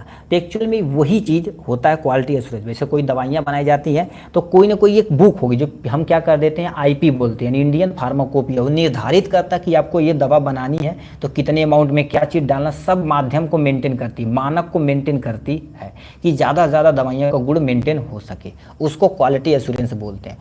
क्वालिटी एश्योरेंस ऐसा प्रोसेस यानी ऐसी प्रोसेस है जिसके माध्यम से यह सुनिश्चित किया जाता है कि दवा या सेवा निर्धारित क्वालिटी मानकों के अनुसार रहे। किसके अकॉर्डिंग, हमारे पास इंडियन फार्माकोपिया के अनुसार सब कुछ होना चाहिए। ठीक, कोई भी दवा बना रहे हैं तो उसका एक्चुअल में तुम्हारे पास क्वालिटी क्या है, मानक क्या है, किस माध्यम से बना रहे हैं, सब कुछ का जांच जो करता क्वालिटी एश्योरेंस कहलाता है। क्वालिटी एश्योरेंस ड्रग्स के गुण, साइड इफेक्ट आदि के ठीक है मानक निर्धारित करता है। मतलब कोई ड्रग्स का कितना एक्चुअल में गुण होना चाहिए, ठीक है, उसका मानक निर्धारण होता है। साइड इफेक्ट कम से कम होना चाहिए। सब सब्जेक्ट का प्रिपेयर हो गई है क्या सर? 2023-2024 का पेपर पूरी तरह से सोल्यूशन करा दिया गया था सारा। ठीक है, एक ही तुम्हारे पास सब्जेक्ट फार्माकोग्नो यानी फार्माकोग्नोसी बचा हुआ है, ये पूरी तरह से। उसके बाद सुपर 25 क्वेश्चन आएगा, अपना पूरा प्रिपेयर हो जाएगा। ठीक, अभी आपका टॉपर बैच नहीं ज्वाइन किए तो उसको ज्वाइन कर लीजिए। ठीक है, अब कल से तुम्हारे पास दोबारा स्टार्ट होगा। ठीक है, तो ये क्वालिटी एश्योरेंस आपके सामने दिया गया है। अब इसका मेन उद्देश्य क्या होता है, ऑब्जेक्टिव क्या होता है, इसके बारे में समझिए। इसका जो मेन उद्देश्य होता है क्या होता है, सामने दिया गया है, पहले दे रखा, प्रोडक्ट की क्वालिटी को बनाए रखना इन्हीं की जिम्मेदारी होती है। क्यों? क्योंकि प्रोडक्ट में कोई भी क्वालिटी को मेंटेन करना इन्हीं के अनुसार किया जाता है। ठीक है, जो क्वालिटी कंट्रोल मेंटेन करवाता है। साइड इफेक्ट को कम करना इन्हीं की जिम्मेदारी होती है। कंपनी की विश्वसनीयता तथा ब्रांड वैल्यू को बढ़ाने की जिम्मेदारी इन्हीं की होती है। जीएमपी तथा सीजीएमपी को मेंटेन करना की जिम्मेदारी इन्हीं की होती है। मतलब कोई भी ड्रग्स कम से कम साइड इफेक्ट हो, ज़्यादा से ज़्यादा इफेक्ट हो, साइड इफेक्ट को कम कर सकते, गुणवा बढ़िया हो, ठीक है, और साइड इफेक्ट कम हो सके, ये सब चीज़ जो मानक निर्धारण करता है एक्चुअल में हमारे पास क्वालिटी एश्योरेंस ही करता है। ठीक है, भी कराओगे क्या सर? यस कराएंगे। ठीक है, अब संडे से आपका स्टार्ट होगा, एटलीस्ट वो तेज़ी से हो जाएगा 2022 का पेपर सोल्यूशन। ठीक है, 3 साल का कर देंगे तो धज्जिया उड़ा देंगे भाई आप पेपर का। ठीक, तो ये आपके सामने क्वालिटी एश्योरेंस के बारे में दिया गया। इसका थोड़ा सा इंट्रोडक्शन वगैरह लिख दिए, ऑब्जेक्टिव लिख दिए, काम हो जाएगा। लास्ट एंड फाइनल क्वेश्चन तुम्हारे पास पूछा, इम्यूनोलॉजिकल प्रोडक्ट क्या होता है। देखिए, what are immunological product, immunological product के बारे में बताना पड़ेगा। अब ये क्या होता है गुरुदेव? अब समझिए, कहते हैं हमारी इम्यूनिटी बहुत स्ट्रांग है। कैसे? ठीक है, तो कोई ना कोई आप इंजेक्शन ऑलरेडी लगवा लिए हैं। ठीक है, ऑलरेडी लगवा लिए हैं। ठीक है, तो इसमें क्या होता है, जो हमारी इम्यूनिटी थोड़ा इम्यूनिटी सिस्टम को बूस्ट करे और जो तुम्हारे पास बैक्टीरिया वैक्टीरिया उससे लड़ने में मदद करते। क्या लिखा? वे पदार्थ जो बॉडी की इम्यून सिस्टम को संक्रमणों और बीमारियों से लड़ने में सहायता करते हैं, इम्यूनोलॉजिकल प्रोडक्ट कहलाते हैं। क्या कहलाते हैं? इम्यूनोलॉजिकल प्रोडक्ट कहलाते हैं। सिंपल सा क्या होता है, दोबारा समझिए। वे पदार्थ जो हमारी बॉडी को इम्यून सिस्टम को यानी संक्रमण से, अब संक्रमण कुछ भी हो सकता है, बैक्टीरिया, वायरस, फंजाई, यीस्ट, कुछ भी हो सकता है, उससे बचाता है और बीमारी से लड़ने में मदद करता है, उसी को इम्यूनोलॉजिकल प्रोडक्ट कहते हैं। क्या बोलते हैं? इम्यूनोलॉजिकल प्रोडक्ट बोलते हैं, जो सामने दे दिया गया है। नेक्स्ट में क्या लिखा? ये हमारे शरीर में एंटीबॉडी बनाकर, ये हमारे शरीर में एंटीबॉडी बनाकर बीमारियों से लड़ने में मदद करते हैं। मतलब हमारे शरीर के अंदर इम्यूनोलॉजिकल प्रोडक्ट जब जाएगा तो हमारे शरीर के अंदर एंटीबॉडी प्रेजेंट है जो तैयार हो जाएगी। अब बाबा कोनो दिक्कत नहीं, અહીંયા कोरोना हमारी 2 तमाचा है, लात तमाचा, क्योंकि हमें कोरोना का वैक्सीन लग चुका। अब यदि कोरोना आएगा तो हमारी बॉडी उससे लड़ लेगी आराम से। तो लिखा ये हमारे, ठीक है, ये हमारे शरीर में एंटीबॉडी बनाकर बीमारियों से लड़ने में मदद करता है। ठीक, ये हो गया। अब इसका एग्जांपल देखा जाए तो हमारे पास वैक्सीन जो इम्यूनोलॉजिकल प्रोडक्ट है, सीरम जो इम्यूनोलॉजिकल प्रोडक्ट है, इम्यूनोग्लोबिन जो तुम्हारे पास क्या होता है, इम्यूनोलॉजिकल प्रोडक्ट है। ईटीसी कर दीजिए, आपका काम खत्म हो जाएगा।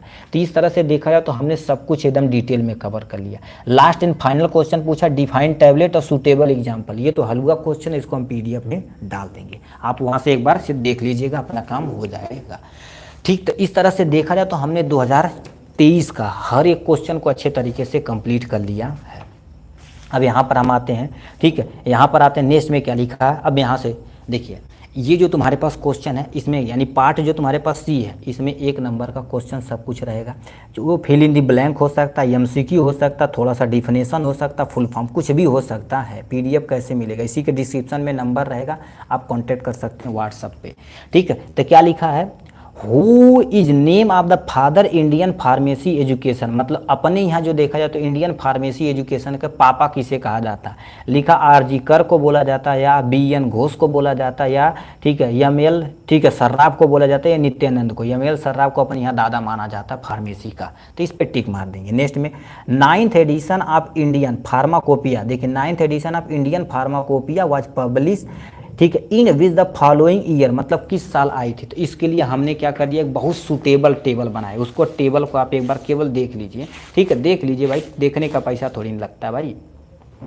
ठीक है, न लेना न देना, जरा देख तो लेना है, गांव में सुने होंगे आप। ठीक है, ये आप सामने हमने टेबल बनाया हुआ है जो बहुत ही सटीक, देखिए इंडियन फार्माकोपिया का है, इसको आप स्क्रीनशॉट लेके रख लीजिए भाई। ठीक है, ये समझिए चुनौती है आपके, जैसे सुरती नहीं खाते हैं, चुनौती समझिए ये। फर्स्ट एडिशन कब आया था? 1955 में आया था। सेकेंड एडिशन तुम्हारे पास 1966, third edition 1985, fourth edition 1996, fifth edition 2007, six वाला 2010, सेवन्थ वाला 2014 और एट्थ वाला 2018, नाइन्थ एडिशन 2022 में आया था। अब इस समय देखा जाए तो तुम्हारे पास न्यू एडिशन बनने की तैयारी है, बट एक्चुअल में अभी मेंशन नहीं है। ठीक, तो ये तुम्हारे पास एडिशन, ये तुम्हारे पास वॉल्यूम वगैरह दी गई है। तो नई कब आया था तुम्हारे पास? 2016 में, 2018 में, 2020 में, 2022 में। तो 22 पे टिक मार दिया, आप टेबल से बन गया आपका 1 नवंबर। 1 ड्रॉप, ठीक है, is equal which of the following, मतलब 1 ड्रॉप यदि देखा जाए, 1 ड्रॉप यदि तुम क्या कर देते हो, ठीक है, कोई आयल हुआ है तुम्हारे पास, ड्रॉप गिराते हैं, तो एक्चुअल में इसमें होता क्या है, ये तुम्हारे पास रॉन्ग है पूरी तरह से। ठीक है, 1 ड्रॉप इसको, ठीक है, 0.6 इज द करेक्ट ऑप्शन, सही भाई। ठीक है, बट थोड़ा सा 1 ड्रॉप में कितना, क्योंकि वेट एक जो तुम्हारे पास चम्मच होता, कहते हैं 5 ml होता है, 1 चम्मच यदि देखा जाए तो उसमें 5 ml एटलीस्ट होता है। तो ये कह दिया 1 ड्रॉप यदि हम क्या कर दें, ड्रॉप से गिराएं तो उसमें कितना ml होता है जी, यानी 0.6 ml होता है, 0.06 ml होता है, या 1 ml होता है, ये तुम्हारे पास है। ठीक है, ये सर एग्ज़ाम में यही दिया हुआ है। ठीक सर, कल आज एग्ज़ाम यही दिया हूँ।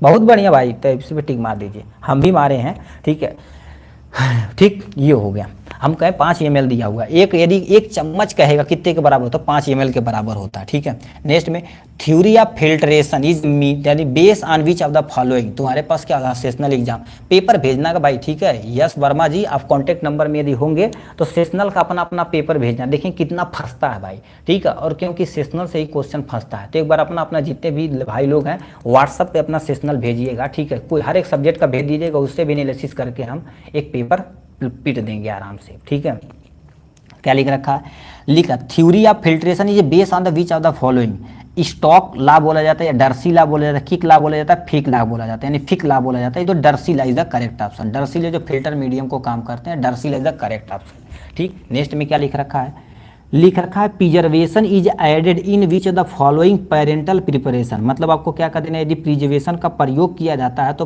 पेरेंटल प्रिपरेशन ऐसा होना चाहिए जो बार बार हम दवा का प्रयोग करें। ठीक है, जैसे अभी कोई दवाइयाँ बना रहे हैं, एक्चुअल में दवाइयाँ बना रहे हैं तो हम आज इंजेक्शन थोड़ा सा लगाएं, दूसरे को फिर अगले दिन लगाना है, तो उसे मल्टी डोजेज होना चाहिए। तो सिंगल डोजेज होना चाहिए, मल्टी डोजेज, ये लॉन्ग वॉल्यूम होना चाहिए, none of these. Long volume ना 1 लीटर का कोई दे देगा तो थोड़ी ना उपयोग कर पाएंगे भाई, मल्टी डोजेज होना चाहिए जो सब सूटेबल होता है। तो ये वाला ऑप्शन करेक्ट हो जाएगा। फिर क्या दे रखा तुम्हारे पास, which of the following optimum temperature of the storage of the immunological product, immunological product को कम से कम कितने टेम्परेचर पे रखना चाहिए, -20 से लेके -10 डिग्री सेल्सियस, या तुम्हारे पास 2 से लेके 8 डिग्री सेल्सियस, 8 से लेके 15 डिग्री सेल्सियस, या तुम्हारे पास 20 से लेके 25 डिग्री सेल्सियस। कमेंट बॉक्स में धड़ाधड़ लिखिए, देखिए कितने लोग ऐसे हैं जो लिख के दिखाते हैं। ठीक है, आप कमेंट बॉक्स में लिखिए भाई, भड़बड़ा के लिखिए भाई, इम्यूनोलॉजिकल प्रोडक्ट में कितना टेम्परेचर होना चाहिए, जो बहुत इंपॉर्टेंट होता है। देखिए ये हमारे पास इम्यूनोलॉजिकल प्रोडक्ट है ना, तो ये तुम्हारे पास बोला जाता है, देखिए मेजर द आईपी के इंडियन फार्माकोपिया के अनुसार देखा जाए तो बैक्टीरिया, वैक्सीन और तुम्हारे पास bacterial toxoid, antitoxin should be storage in dark at between 2 से लेके 8 डिग्री सेल्सियस के बीच में रखना चाहिए, अकॉर्डिंग टू आईपी दिया गया है। ठीक, तो ये तुम्हारे पास हो जाएगा, यहाँ से 6ठा नंबर हो गया। 7वां नंबर पे आते हैं। अब इसको कमेंट बॉक्स में देखिए कितने लोग भर के दिखाते हैं। डिस्प्लेसमेंट वैल्यू इज लिखा कॉन्सन with which of the following, किसमें डिस्पेंस यानी डिस्प्लेसमेंट वैल्यू होती किसमें, कैप्सूल में, पेस्ट में, टैबलेट में। यहाँ तुम्हारे पास लिखा है, अब देखो कैप्सूल जान रहे हैं, पेस्ट भी जान रहे हैं, ये टैबलेट भी है। सुपर स्टेटिव मतलब क्या होता है, ऐसे लगा के वेजाइनल तथा तुम्हारे पास किसी फीमेल या तुम्हारे पास हमारे एनस के अंदर ऐसे इंटर कराया जाता है, तो इसको बोलते हैं। कौन सा करेक्ट ऑप्शन है इसमें बताना पड़ेगा। ठीक, अब कमेंट बॉक्स में देखिए कितने लोग धड़धड़ा के लिखते हैं। ठीक, अन्ना भैंसा की तरह बैठा न रहा करिए भाई, हमको भी फीलिंग थोड़ा सा खराब लगता है भाई, इतने लोग देखते हैं बट कमेंट एक बंदा करता है। ठीक है, तो ऐसा न करिए भाई। ठीक है, देखिए पढ़ा दिया गया तो एक्टिव हो जाइए, एमसीक्यू के लिए तो कम से कम एक्टिव हो जाइए भाई। इसको आप बढ़िया से क्या कर दिए, स्क्रीनशॉट लेके बढ़िया से आप क्या कर दिए, वन आंसर बताइए। ठीक है, नेक्स्ट में तुम्हारे पास which of the following colour is a contain of the for light sensitive, मतलब जितने भी तुम्हारे पास होते हैं, ठीक है, जितने भी ड्रग्स होते हैं देखेंगे थोड़ा सा अंबर कलर आपको कैसे एक्चुअल में हम बताएं, कहाँ चला गया जी, ठीक है, आपको हम दिखाते हैं जी। ये देखा जाए तो हमारे टेबल आप देखेंगे, ये हमारे पास प्रेजेंट टाइम ये देखिए टेबल है, ये तुम्हारे पास टेबल है ना, इसी कलर का अंबर कलर होता है, ठीक है, तो वही लिख रखा अंबर कलर के होते हैं, अंबर होते हैं, ग्रीन होते हैं, ब्लू होते हैं या कलरलेस, अंबर कलर करेक्ट होते हैं, ठीक, ये होते हैं। Ball mill work on the principle are, ball mill किस किस प्रिंसिपल पे वर्क करता है, पीला जैसा होता है, हल्का पीला होता है, ब्राउन कलर के बीच में होता है। अब कह रखा बाल मिल किस प्रिंसिपल पे वर्क करता है, तुम्हारे पास बाल मिल इंपैक्ट तथा अट्रैक्शन पे कम वर्क करता है। देखिए बाल मिल पे 1 नंबर कुछ ले हो भैया, बड़ा खतरनाक हो, ठीक है, तो ये तुम्हारे पास इंपैक्ट एंड अट्रैक्शन इस पे काम करता है, इज द करेक्ट ऑप्शन, ठीक, तो यहाँ पर ये फिलअप कर देंगे। डस्टिंग ड्रग्स, तुम्हारे पास डस्टिंग पाउडर आर डिस्पर्स इन, मतलब डस्टिंग पाउडर किस में रखा जाता है, ठीक है, यहाँ पर तुम्हारे पास क्या होता है, शिफ्टे लिख रखा है, तुम्हारे पास शिफ्टर टॉप पे किया जाता है, ठीक है, शिफ्ट टॉप पे किया जाता है, इसमें रखा जाता है। दोबारा क्वेश्चन पढ़ते हैं, डस्टिंग पाउडर आर डिस्पेंस इन, किस कंटेनर में रखा जाता है, बोलिए, डस्टिंग जो पाउडर होता है किस कंटेनर में रखा जाता है, डस्टिंग पाउडर जैसे निवासिल पाउडर देखे होंगे ना, किस कंटेनर में रखा जाता है, आप कमेंट बॉक्स में लिख के दिखाएंगे। नेक्स्ट में 11 number, ophthalmic product should B, ophthalmic product with the lacrimal secretion का होना चाहिए, कहने का मतलब हाँ, ठीक है।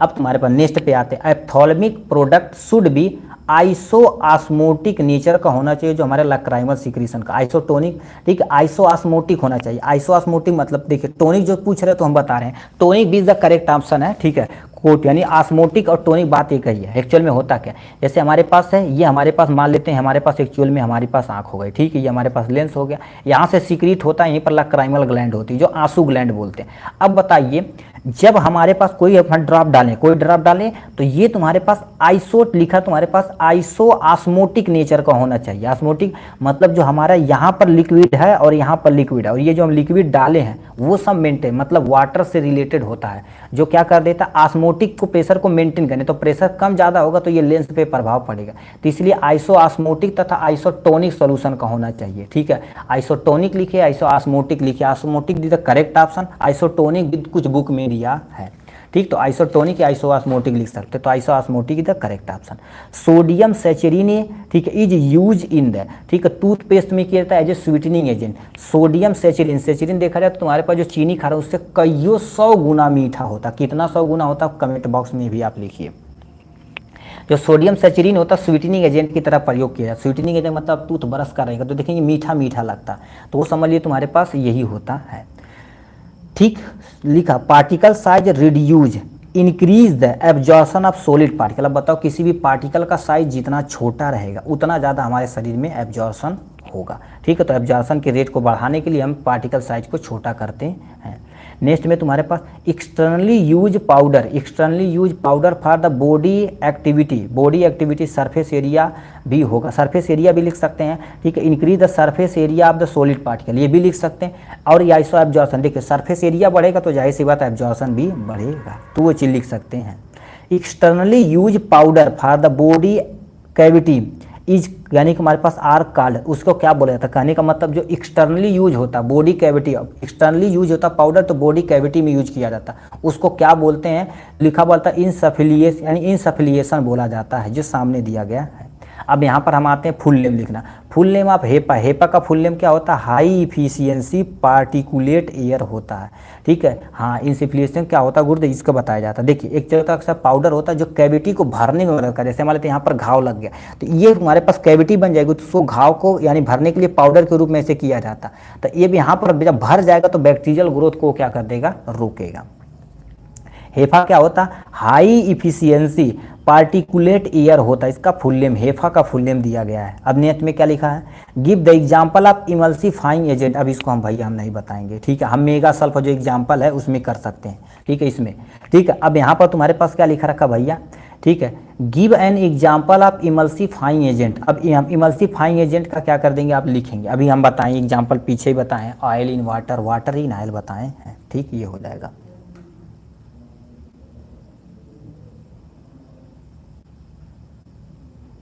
ठीक, नेक्स्ट में क्वेश्चन क्या पूछा, 17 number, what is the Soxhlet operator. अब सॉक्सलेट ऑपरेटर कहाँ पर प्रयोग किया जाता है, अब इसको भी आप कमेंट बॉक्स में लिखिए।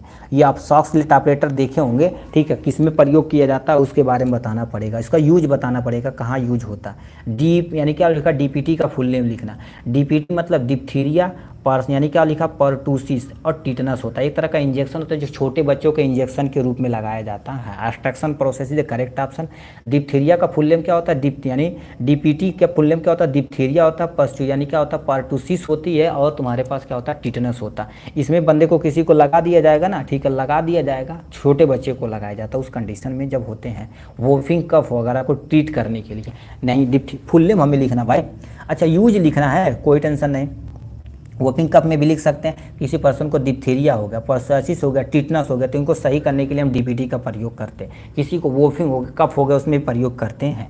नेजल प्रिपरेशन क्या होता है, एग्जाम्पल ऑफ नेजल प्रिपरेशन, जिसे एंटी हिस्टामिन के नाम से भी जानते हैं। क्या बोलते हैं, anti histamine is the correct option हो जाएगा। नेक्स्ट में क्या लिख रखा, नेम द इक्विपमेंट यूज, ठीक है, use for the mixing of semi solid on, ठीक है, लार्ज स्केल, मतलब किसी बड़े लेवल पे किसी सेमी सोलिड मटेरियल को मिक्स करने के लिए जिस इक्विपमेंट का प्रयोग करते हैं उसका नाम यहाँ कमेंट बॉक्स में लिख के दिखाएंगे।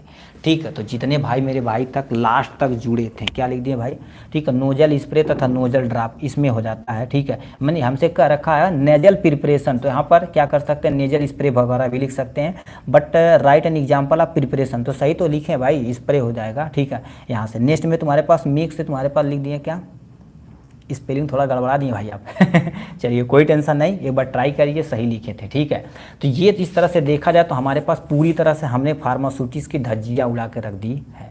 ठीक, यदि वीडियो पसंद आया होगा तो कमेंट बॉक्स में अपनी राय जरूर लिखिएगा। अब कोई भी डाउट हो तो आप पूछ सकते हैं। ठीक है, चलिए अब कोई भी डाउट हो तो आप पूछ सकते हैं। ठीक है, पूछ सकते हैं, पूछिए भाई।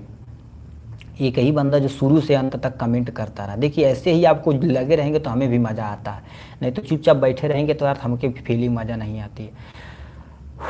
सर आप कौन से कॉलेज में पढ़ाते हैं, किसी कॉलेज में नहीं पढ़ाते हैं, हम इंस्टीट्यूट चलाते हैं 9, 10, 11, 12 का ब्रदर। ठीक है, बहुत सारे टीचर रखे रहते हैं, उसको चला जाते हैं। पर डे क्लास चलती है, yes brother, per day class चलती है मंगेश गुप्ता जी। ठीक, एक सब्जेक्ट प्रिपेयर हो गई है, चलिए ठीक है, यानी 2022 का, सॉरी 2024 और 2023 का सभी पेपर सोल्यूशन हो चुका है। ठीक, पीडीएफ कैसे मिलेगी आपको, डिस्क्रिप्शन में जाना पड़ेगा। ठीक है, तो ये तुम्हारे पास हो गया। और कोई डाउट हो तो भाई आप पूछ सकते हैं। चलिए डाउट हो कोई तो पूछिए भाई। ठीक है, कोई डाउट हो तो बोलिए भाई, कोई भी डाउट हो, किसी से रिलेटेड हो, किसी एग्जाम कैसे होगा, कब होगा, कहाँ होगा, कैसे होगा, कोई भी डाउट हो आप पूछ सकते हैं। ठीक है, बोलिए, सनसना के पूछा मर्दे। ठीक है, तो कुछ भी आप पूछ सकते हैं। ठीक है,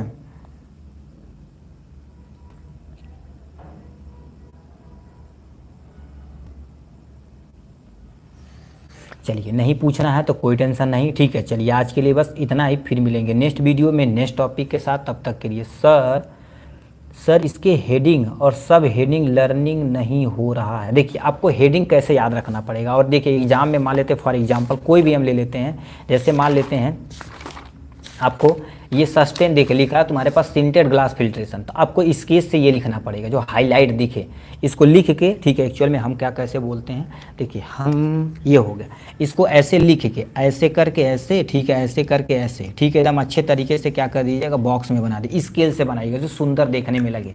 अब बताओ देखने में सुंदर लग रहा था, फिर इसके बारे में थोड़ा थोड़ा एक्सप्लेन करिए। आपके पास ऐसा पेंसिल होता है, ये लेक्चर का एक, हमारे पास पेंसिल नहीं, एक्चुअल में तुम्हारे पास स्केच है जो थोड़ा सा 10 या 15 रुपये मिलता है। ठीक है, इसको आप ले लीजिएगा, जिससे ये अपना काम मेंटेन करेगा। ठीक है, ठीक, तो ये हो गया। और कोई डाउट, चलिए कोई डाउट नहीं तो हम वीडियो को क्या कर देते हैं, समापन की तरफ भागते हैं। ठीक, चलिए आज के लिए बस इतना ही, फिर मिलेंगे नेक्स्ट वीडियो में नेक्स्ट टॉपिक के साथ। तब तक के लिए bye bye and take care.